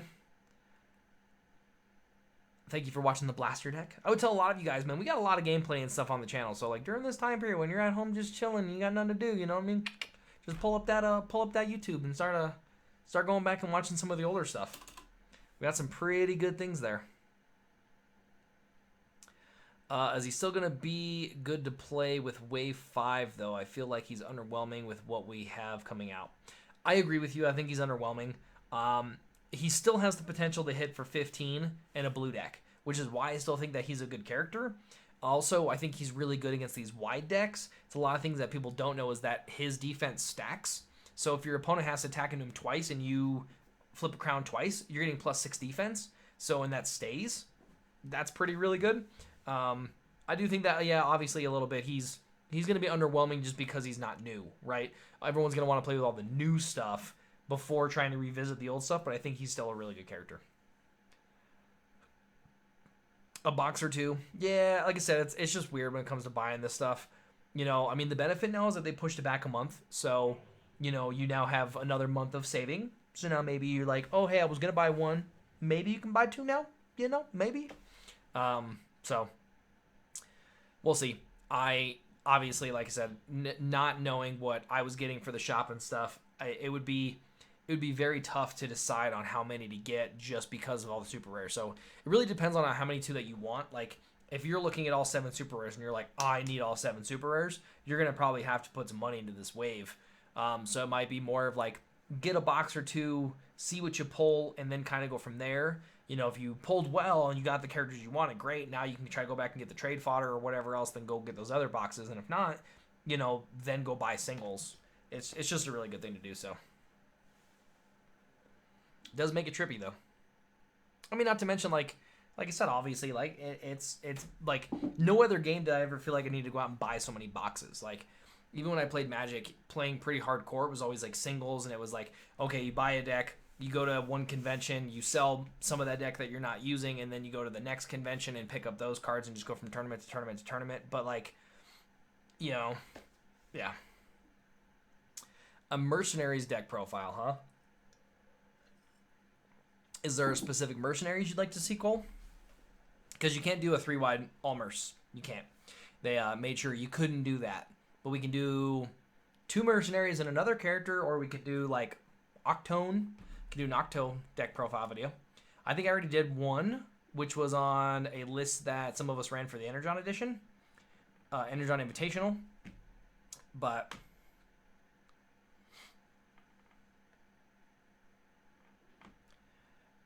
do you think bikes get pushed up a tier with the Wave 5 stratagem? I think it makes them better. Do I think it pushes them up a tier? I'd say yeah, just because technically they're probably like C. So maybe they go to B tier? I could say that. Yeah. I think it makes it more fun because now like Chromia being able to swing matters rather than before it was like you're not really doing the draw two. It's more if we're trying to pick up another Papa Willie. So being able to get more, I think it's pretty cool. Yeah, 2 mercenary deck, we could figure something out. I could probably figure something out.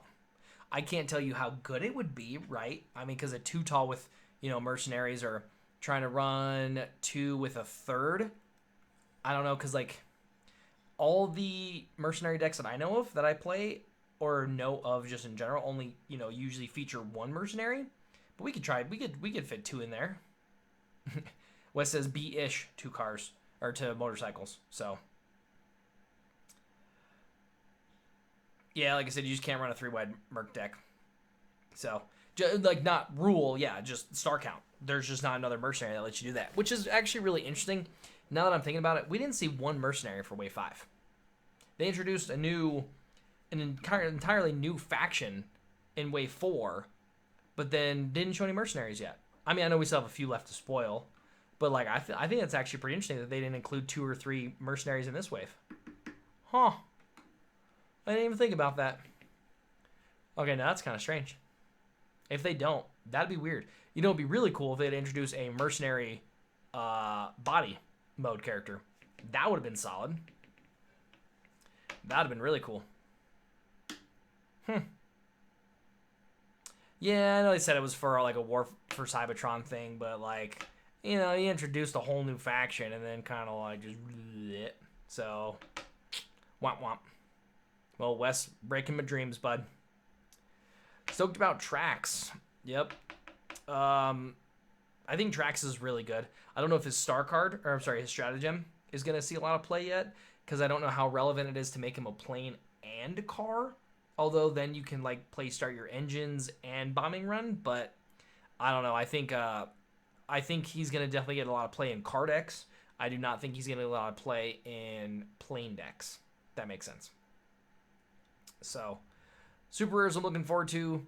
Roadbuster, I think is really cool. I want to mess around with Roadbuster for sure, being able to like play 3 extra paddings and repair 3, and then like 3 attack drones and deal 3, we can have a lot of fun with doing stuff like that. Another thing I was actually thinking is that New Designs is a card from Wave 1 that's never gotten play. And I think this is the wave that's actually going to push that card to actually being played. Being able to play an action and play like double or even triple upgrades in a turn, it's going to be pretty spicy, boys.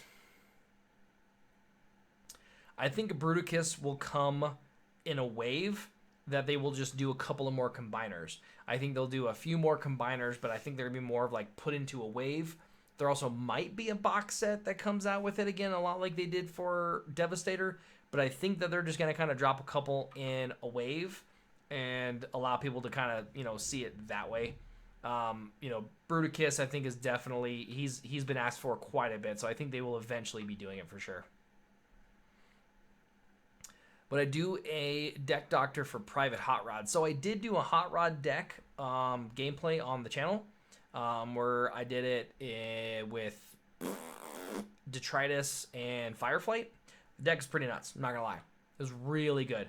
Like, being able to have Fireflight, like, take more than 3 swings is pretty insane because you can keep repairing them over and over. I was having a lot of fun with that deck. I will tell you that opponent was running Cosmos. He was not a fan of that deck because he would, like, have to attack Cosmos to try to KO a character, and I just feed him Fireflight. Ugh, that's brutal. So, although I do think Hot Rod's going to have way more potential coming into Wave 4 with blue lists, I might be putting him into blue cars just to be able to eventually go through your deck and then to be able to have... You guys see my pencil? And then to be able to have multiple actions in a turn. It's pretty solid. Pretty good. Plus he's a card, right? And he's got Safeguard. So, fight me, How good is Cosmos? I think Cosmos will be way better with his new stratagem. I know that we have a list here that is Cosmos with the Rescue Patrol, and you go through your deck every time before Cosmos goes to swing, so whenever you do swing Cosmos, you always KO the character you want. However, the 12-star thing makes it a little awkward, so now doing 21 stars and under, I think that deck is going to be really good. I'm not going to lie, I'm a little scared of it, because like I said, when that Cosmos swings, man, he goes through his deck, you shuffle, and he's going to be KOing your best character every freaking time, so a little worried about that one. Want to see Spinister. Yeah, man, I'd like to see Spinister too. He's in a weird spot. He really is. You think that, like, being able to get +3 while you have a Battle Master on there, and then you have a couple of Battle Masters, and you're, like, all beefed up, but it just seems slow. It just seems slow. But Spinister, I do like as a character. I think there is potential there. It just is... The pool of Battle Masters is a little low for that character specifically, so... Although I know we do have someone here who runs a Spinister deck that has Fire Drive Lionizer. And obviously, like, if you get those 2 KO'd, you go to swing for, Spinister, you can get a massive swing, but, like, it's just one, and then you just get, like, disarmed and completely wrecked,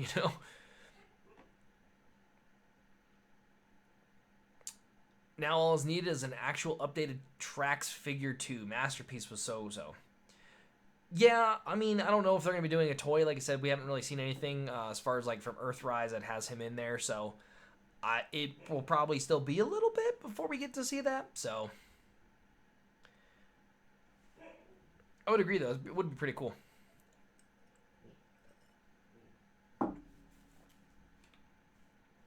How Devastator Tower card works. So, you start the game with Scrapper, who lets your tower start at 1.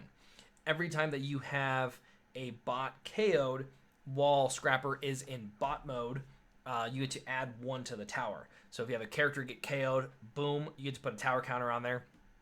And then all of them except for Scrapper have the ability to, when they attack in alt mode, you can scrap a card from your hand when they attack and get to put 1 on the tower. So obviously the point of the Constructicon is to build this tower bigger and bigger and bigger. And then once you combine... by playing the Enigma and having all of your characters in bot mode, you get to then make Big Man Devastator. You get to repair damage off of him equal to the number of tower counters. So, let's say you combine, and you were going to combine and have 20 damage on you because damage is always carried over from all of your characters plus the total amount from your KO'd character. So, you're carrying over 20 damage, and then your tower's 11. You get to repair 11 off. Well, now you're back down to 9 damage counters. So, you get to heal on top of that, which is really cool. And then, based on your tower number, you get special abilities. So if your tower is 6 or higher, you get access to Bold 2 at all times. And if your tower is 10 or higher, then you get to change his base attack to 10. So now you have 10 base attack on top of that. So pretty cool stuff. You could also continue to build a tower after the fact. Like the Enigma allows you to get an additional tower as well. So you can hear my dogs banging on the door. Probably telling me to feed them. Does Safeguard stack? Yes, the answer is Safeguard stacks, but you do not want to do that. So if you have Safeguard 3, that means that your character, as long as it's undamaged, can only take a maximum of 3. However, if you stack it, now you can take a maximum of 6. So you're actually, the more you stack it, the more damage your character is willing to take. So don't do that. Bad idea. Please explain the new Pip and Icon combo. So the new battle icons have their new traits like built onto them. The point of that is for them to be able to do new stuff with design and not be restricted. So like before we had Peace or Tyranny, right, that had double oranges and double blues. Those cards just became ridiculously good. So when you change it to now like you can have double orange, but you have to have it on a melee character, it makes it better because now you can give access to these double oranges, but you put a limitation to it where it can only be put on a melee character. So it allows them to kind of push the pip border without having to sacrifice power. So like you said, you can make a triple orange pip now and then have it be like for tank and melee. So you won't probably get it, but if you do get it, you have a tank and a melee. Now you're getting triple oranges. Like they can do quite a bit of stuff. Like we saw on the Metallicato one or whatever else, like it's ranged, melee, and specialist, I think. So in order for you to get all 3. God, my husky is going nuts out here. I don't know if you guys can hear him. He's going nuts out there. Yeah, so like also with those battle icons, let's say you're defending and you flip a blue battle icon, like the lock-on target that says it's a blue battle icon if it's a plane. So if you're not a plane, you do not get the blue battle icon. Now the card still counts as a blue card. So if you happen to play something that says get a blue card from your deck, you can get that card. However, if you flip it, it will not count unless you are that matching trait. So Wes is saying that Bruticus will most likely be when they do another combiner focus set. Yep, per Drew in a recent interview, which is what I was saying. Like, until they have a set that makes sense for them to be able to do multiples, they won't just release one. They're probably going to do another one where they get to release, like, 3 of them. So, do I have a Devastator deck profile video with a tower yet? I think I do. Pretty sure I do. However, I know I will be revisiting. Yeah, I do have one for sure. However, I will be revisiting one with Wave 5, like I said, just because of Last Stand. That card itself makes it ridiculously good. So I will be doing another one once Wave 5 does drop. So, do I think Captain Starscream can be good? I will tell you yes. Do Captain Starscream and the Airstrike Patrol, and you will find yourself in a really happy spot. Run, like, because now Bashing Shields and Enforcement Batons become damage on top of removal and on top of bonus damage. It's pretty good. And then you run like you run a mixed list if you want. Go Vaporize, ramming speeds on top of those. Oh my, yeah, you can do some crazy cool things. So plus he's 12 stars. He's got a lot of health too. He really is a monster for health and for defense. So he fits really well in the Airstrike Patrol, like I said, because you get to run more greens. Because like reprocess, super good. You get to reprocess your own stuff, repair. You can reprocess your opponent that doesn't have any damage on them and then deal 1 on top of that. Like, you get to break their upgrade and deal them 1. Like, ugh, bleh. Pretty good. Play Villainous Spotlight and play 2 Vandalize. You could. Sure could. Sure could. And Vandalize is a ridiculously good card. So, blammo. Defensor, Computron. Yep. Now, is it Abominus? I always think I pronounce that guy's, name wrong. Pretty sure. But yeah, we need all of them as well. So, but like I said, yeah, I agree. I think we'll get more of those combiners once there's another wave that fits for them to put in multiples. So, do you think the kinetic upgrades are playable? If so, which ones do you prefer, Whip or Converter? So I only run Converter with Springer. And it's just because he has a lot of abilities of being able to flip like crazy. I will say that I am working on something that is running Showing Off and Converter in a different list. Just trying to get everything kind of put together with that one. But it is a really good control deck. so far from what it's looking like. But I prefer whip if I'm going with multiple flips in a turn. Really good with Metroplex. You watched it in the Heroes Rise finals.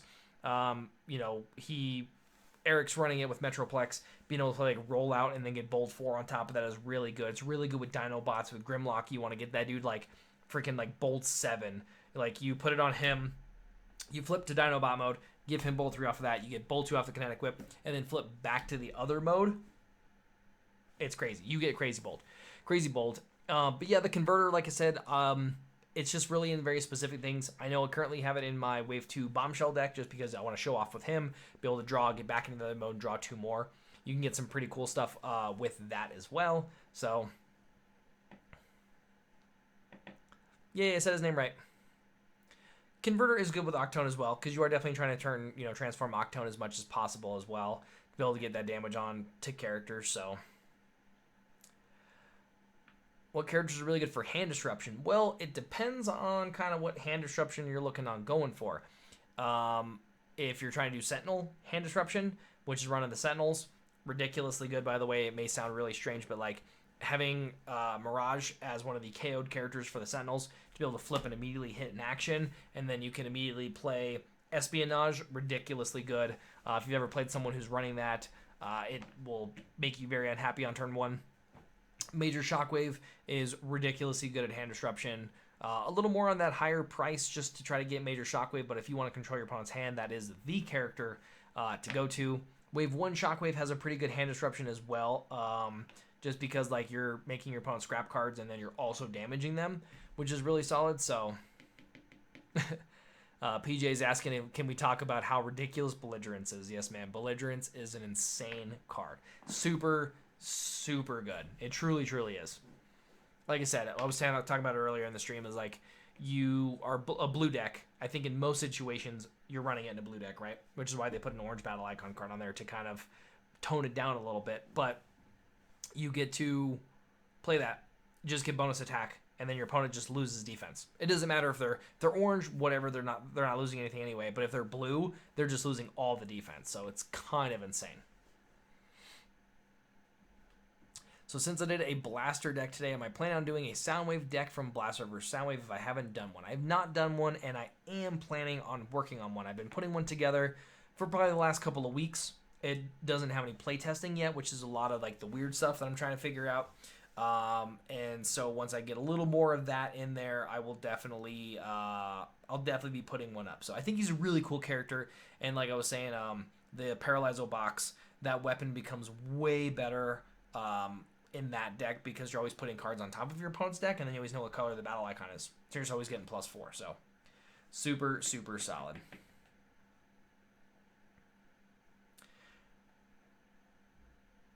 Alrighty, folks. I think we're gonna do like another like 10-15 minutes. So keep blasting me with your guys' questions. It's just crazy, guys. We've been doing really well. It's been 90 minutes, 92 minutes. We've been killing it. I'll definitely be doing these probably, once a week. I think that'll be really cool. We'll change up some time zones. We'll mess around with some stuff for sure. I do like this. Plus, then, favorite kind of pizza? Oh, man, I'm a jalapeno pepperoni guy. So, and I'm a big fan of Fat Sully's or Anthony's Pizza. I don't know if you guys have ever had those in your guys' areas. I would definitely tell you to go to either one of them, like not solo, because those pizzas are huge. But, yeah, pepperoni jalapeno is... That's my jam right there. It's my jam. Yep. Like I said, Fat Sully's, like, their pizzas, like, no joke, they have a pizza that feeds like 12 people, guys. Like, this pizza it doesn't even fit on the table. Like, legitimately, it hangs over their table. It's so insane on how big this pizza is.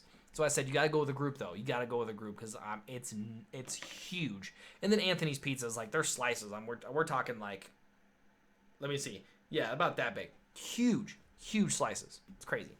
So, tend to do it as like a work thing, or like we go as like, a group over there or whatever else, but really good stuff. What's your guys' favorite pizzas? Rattle them off.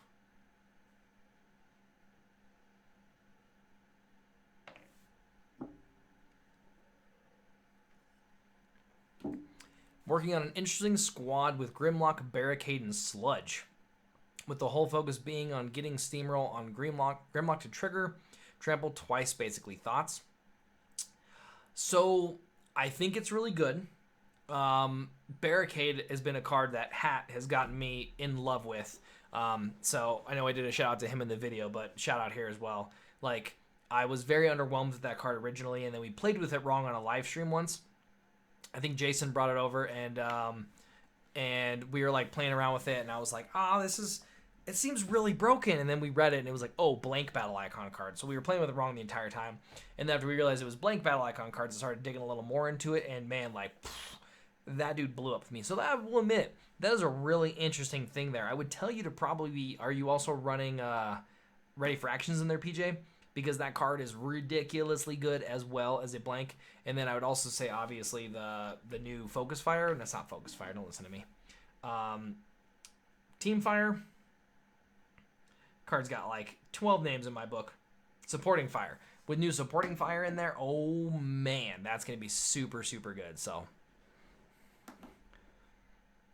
I mean, the double trample, dude, that sounds pretty brutal. That sounds mean. Sounds mean. I like it. I do. I like it. Would I recommend the Blaster vs. Soundwave, Devastator, and Metroplex decks that you buy? Yes. You guys can see them all behind me. Actually, I don't think I have... Yeah, they're up there. I got them up there. I would definitely recommend them. I think Metroplex is an amazing character. I think you should definitely play with them. There's that new Wave 5 card, like Towering Might comes out. Oh, my... Metroplex is going to love that card. White utility that just gives more bold. Gross. So I would definitely take that. I think Devastator is really good. Not to mention Work Overtime and Reclaim you get from the Devastator box as well, which I play in a lot of decks. So definitely say to get those. Making my own pizza. You know, that's one thing I want to do too, man. I definitely want to make my own pizza. We have pepperoni and mushroom. That's a really good one too. I do like pepperoni and mushroom. Barbecue pepperoni. Hey, we got any buffalo chicken people in here? There's another one too. Get ready for anticipation cards to return. Yep, absolutely. Get ready for that card to return because, man, that list is going to be insane with Supporting Fire. Like I said, I was literally saying, like, you get to put that underneath him, start your engines, untap Barricade, and then get to attack any character you want. It's better than Legendary Bumblebee. It's literally a super rare mechanic on an uncommon battle card. It's going to be crazy. Mixless Cars is better than orange-based? Yes, I do. I think a Mixless Cars is better. I think that there are some very specific blue battle icon cards that you have to have in your card list. I think you can run solo orange, don't get me wrong. I think there's a lot of potential there for a lot of damage. However, your untap rate is drastically reduced. In the Cars deck that I recently did a deck profile on, like, I was almost untapping every single turn. You guys can even watch it in one of the gameplay videos. I was going up against a 4-wide, and at the end of their cycle, all 4 of their characters were tapped, and all 3 of mine were untapped. Like, that's insane. Like, I was able to throw Bumblebee and Cliffjumper into any characters I wanted against a 4-wide because I was untapping every single turn. Like, the untap potential in that list is ridiculously cool.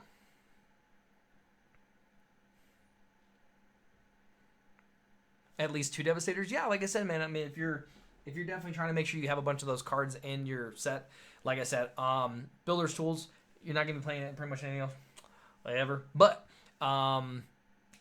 Reclaim, huge card, and Work Overtime, huge card. So you'll be playing those quite a bit. Hand Disruption, plus, like I said, Devastator is just really fun. I would definitely tell you guys to pick it up. Bacon pepperoni with Alfredo sauce. Man, that sounds interesting. I mean, I'm all down for like some deep dish. That sounds pretty weird. I'm not going to lie. I'm into it, though. I'm a big fan of Alfredo sauce, so I'm into it. That sounds interesting. Is it a deep dish, Nick, or is it just a hand-tossed?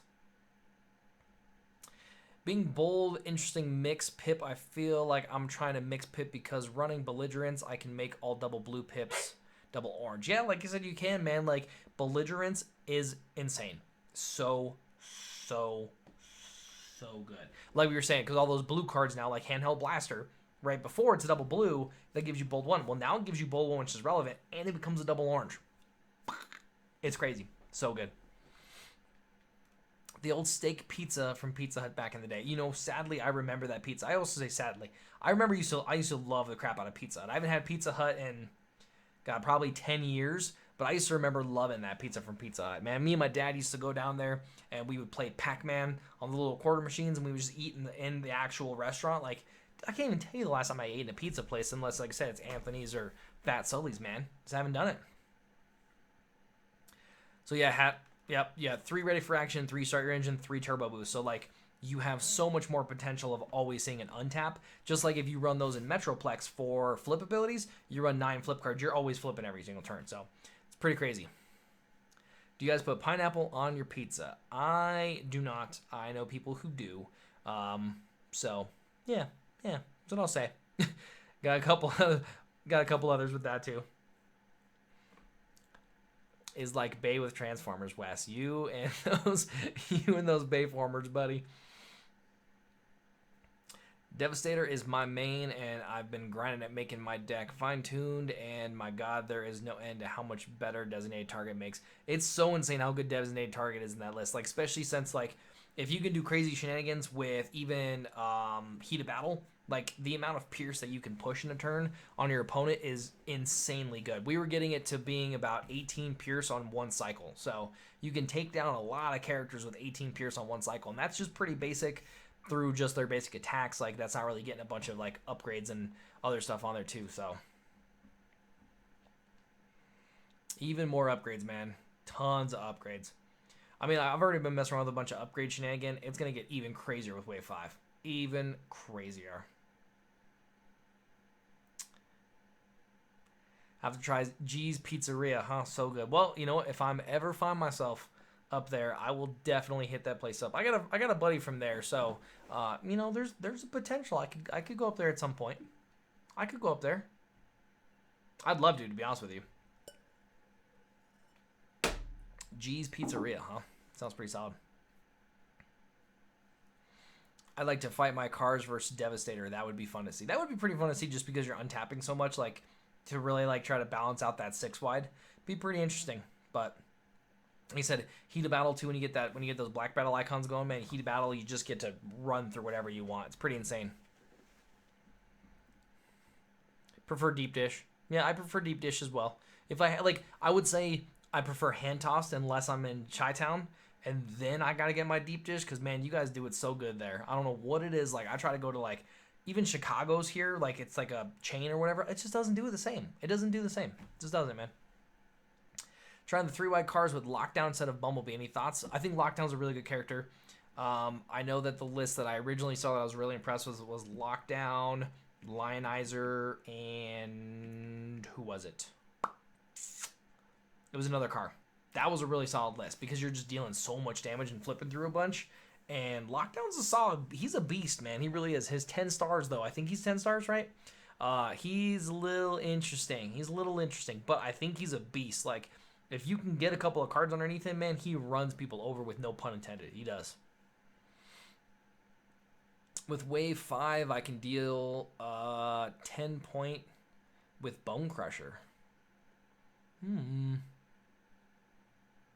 You have my attention.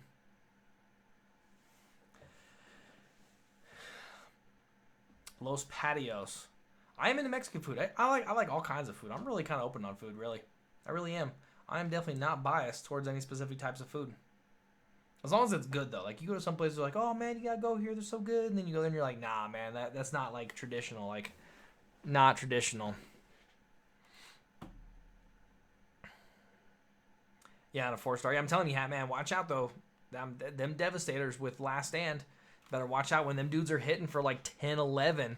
And then blow up everything. Like I said, you put an energy grenade on a character on one of the Constructicons, and then you play Last Stand, you get to punch something for like 10, and then you KO yourself at end of turn and then do 2 to everything. Oh, man. Devastator's going to be pretty brutal.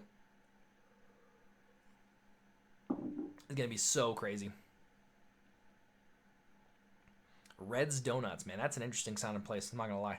That sounds like that'd be a pretty good place. So, you know what I mean? Like, definitely sounds like some hole in the wall that not many people know about, but like, it's like the secret. You know what I mean?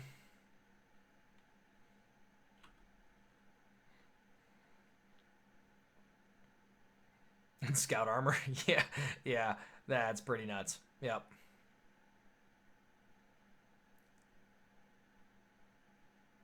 Yeah, a lot of people are a fan of Dunkin'. I'm not gonna lie. Like, I'm definitely, I'm not. Like, if I need a quick donut, I'm in the area. It's more of a chain. I get it. I'm down, but like, it's not my first choice. Not my first choice here. That's for sure.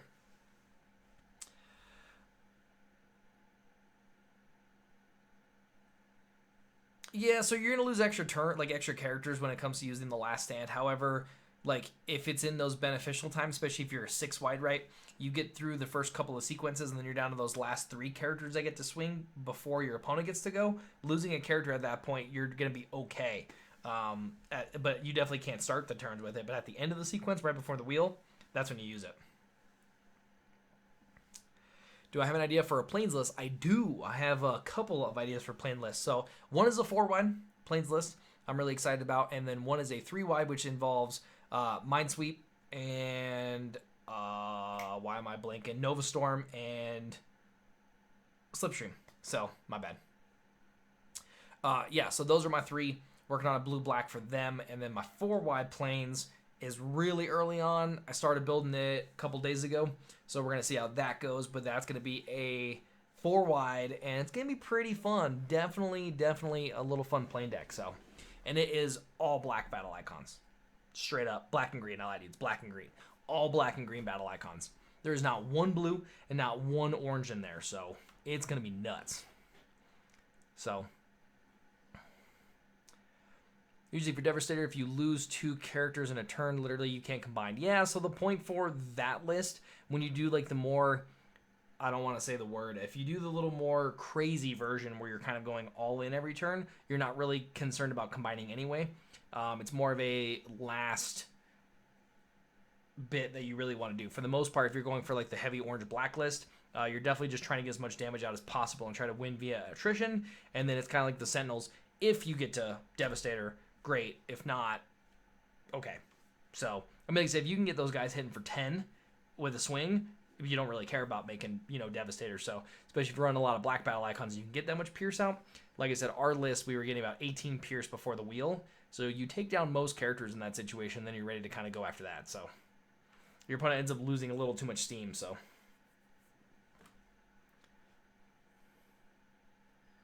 all right, guys, let's do about 5 more minutes.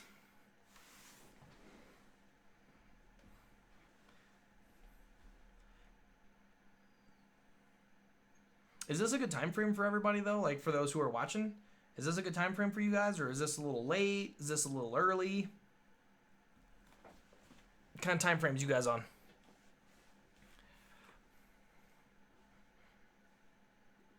Yeah, like I said, yeah, you can get a lot of damage to those little dudes, man. It's insane. Like you think they got like 3 attack, and then like one hits you and just wipes you off. So.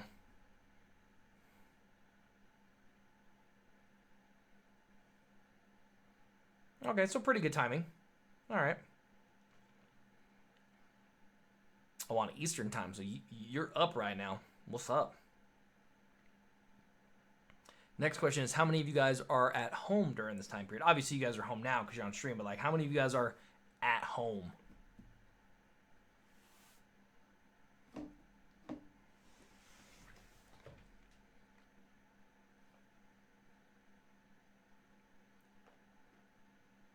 I really like doing this live stream, though. This is a lot of fun. It makes time really kind of pass, you know what I mean? We just get to sit down and just mess around. Yeah, essential employees, man. Yep, I get it. I get it. My lady's one of those, so she's got to go to work every day. It's really kind of weird, man. Me being home, like, I work a lot. I don't know if you guys know. I don't really talk about it a whole lot, but, like, I work quite a bit for, like, my normal job, and then between, like, going to stores and editing and recording and stuff, I work a lot. So it's been really amazing for me to be home right now and be able to get a lot of content up for you guys and, put a little more effort into some of them and do a little more specific things. So for that, I'm really happy. Yeah. It's the one thing I would tell you guys to do if you guys are sitting at home, man. And, like, I know it's really hard when you start getting stir crazy, but, just try to find the stuff that makes you happy. Try to do some stuff around the house that you've been trying to mean to do.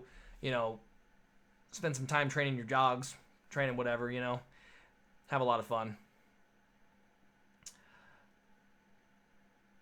Do I think Thrust can come back? I'm working on a list that it can do a lot of damage in a swing. It is a 3 wide, but essentially acts as a 1-wide. So it uses Road Hugger as well to tap for the turn. So you get to scrap a blue, you get +3, you get to tap thrust, now you're getting +7 on something. So when I'm ready to show you guys that kind of glass cannon, we'll have a lot of fun with that one. So I think thrust definitely has potential. Yeah, man. I know a couple other janitors that are doing the same thing. They get that. So get an extra hour sleep. Yeah, that's what we did originally. Was we changed my work's hours. So like I ended up like working like 11:30 to 8 every night, which was really strange. And then now we're down to the 18th. So good news for you guys though is there's lots of content. So lots of content. It's really weird like making videos in the light now. I don't have to do so much lighting effects. It's really kind of strange. I know it's a really weird thing, but like I'm a little picky about it. So it's just really strange that I don't have to like do a lot because like the sun's out and I'm like, what is that thing? I think supporting fire is insane. Like I said, we were talking about it like being able to attack untapped characters. It's nuts. Battlefield Legend loves it. Barricade loves it. Like there's a bunch of people that super love it. It's gonna be awesome. Yep. Pretty crazy, guys. Pretty crazy.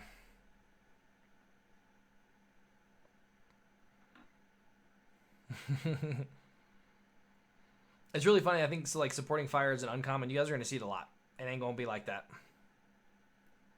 Yeah, no more than 6 employees. Yeah, I saw a lot of that stuff, man. There are some places that are trying to operate with like 2 people at a time. I'll tell you guys, I saw a really funny video online today of these mechanics who were like stuck at work and they were using tires as their 6 feet distances. Oh man, that was some pretty funny stuff. I was cracking up.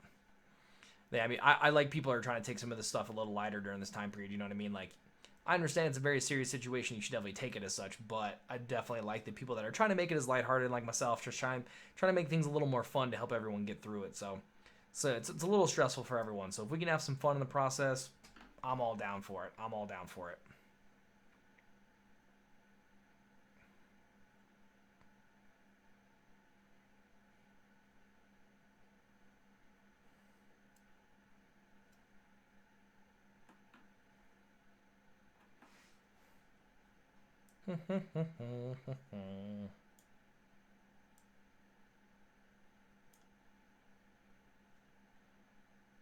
Well, I appreciate how vocal you guys have been tonight.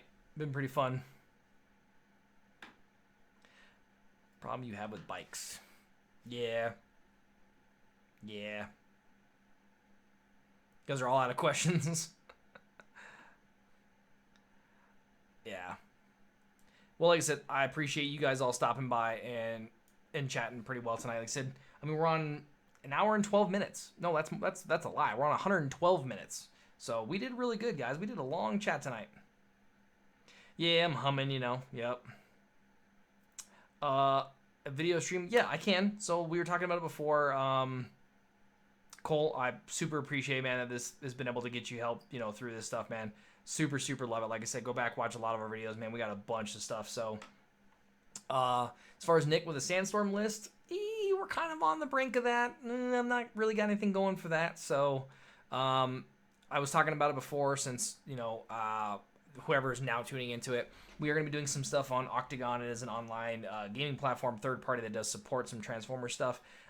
Where I'm just getting the last of the things in works with it right now, so I can be able to record a lot of the gameplay from there for you guys. And then I'm also going to obviously be doing a big post about it where I can play with you guys via Octagon as well. So it can be really fun. Have some of you guys as subs jump in there, and we can just play some fun games. We can chat in Discord. We can just, you know, have some fun. And then obviously you guys might be in a video, so that'd be super cool. So we can have a lot of fun. Yeah, Hat Masters recommended you guys go back and watch that Bombshell versus Menasor video. Really fun stuff. So some stream play next since lockdown is up. Yeah, like I said, we're going to be doing some gameplay videos. I do have some stuff for us to be able to do. I got things planned for you guys, okay? So you guys won't have to worry about that. Like I said, during this time period for me, it's a little more making sure that I have enough content to kind of keep you guys happy and help you through this dark time, being able to watch a lot of stuff. So that is my goal. So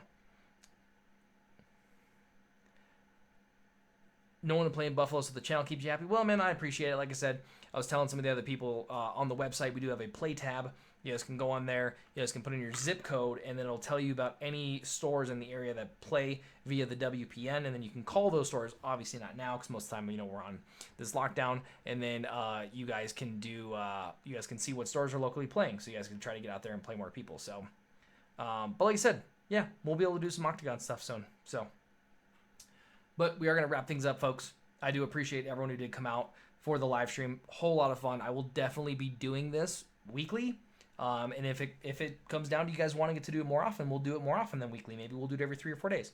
So I would definitely tell you, get some questions for me, get some topics for us to talk about. This went really, really good, so we will definitely be doing it again. And I will catch you guys in the next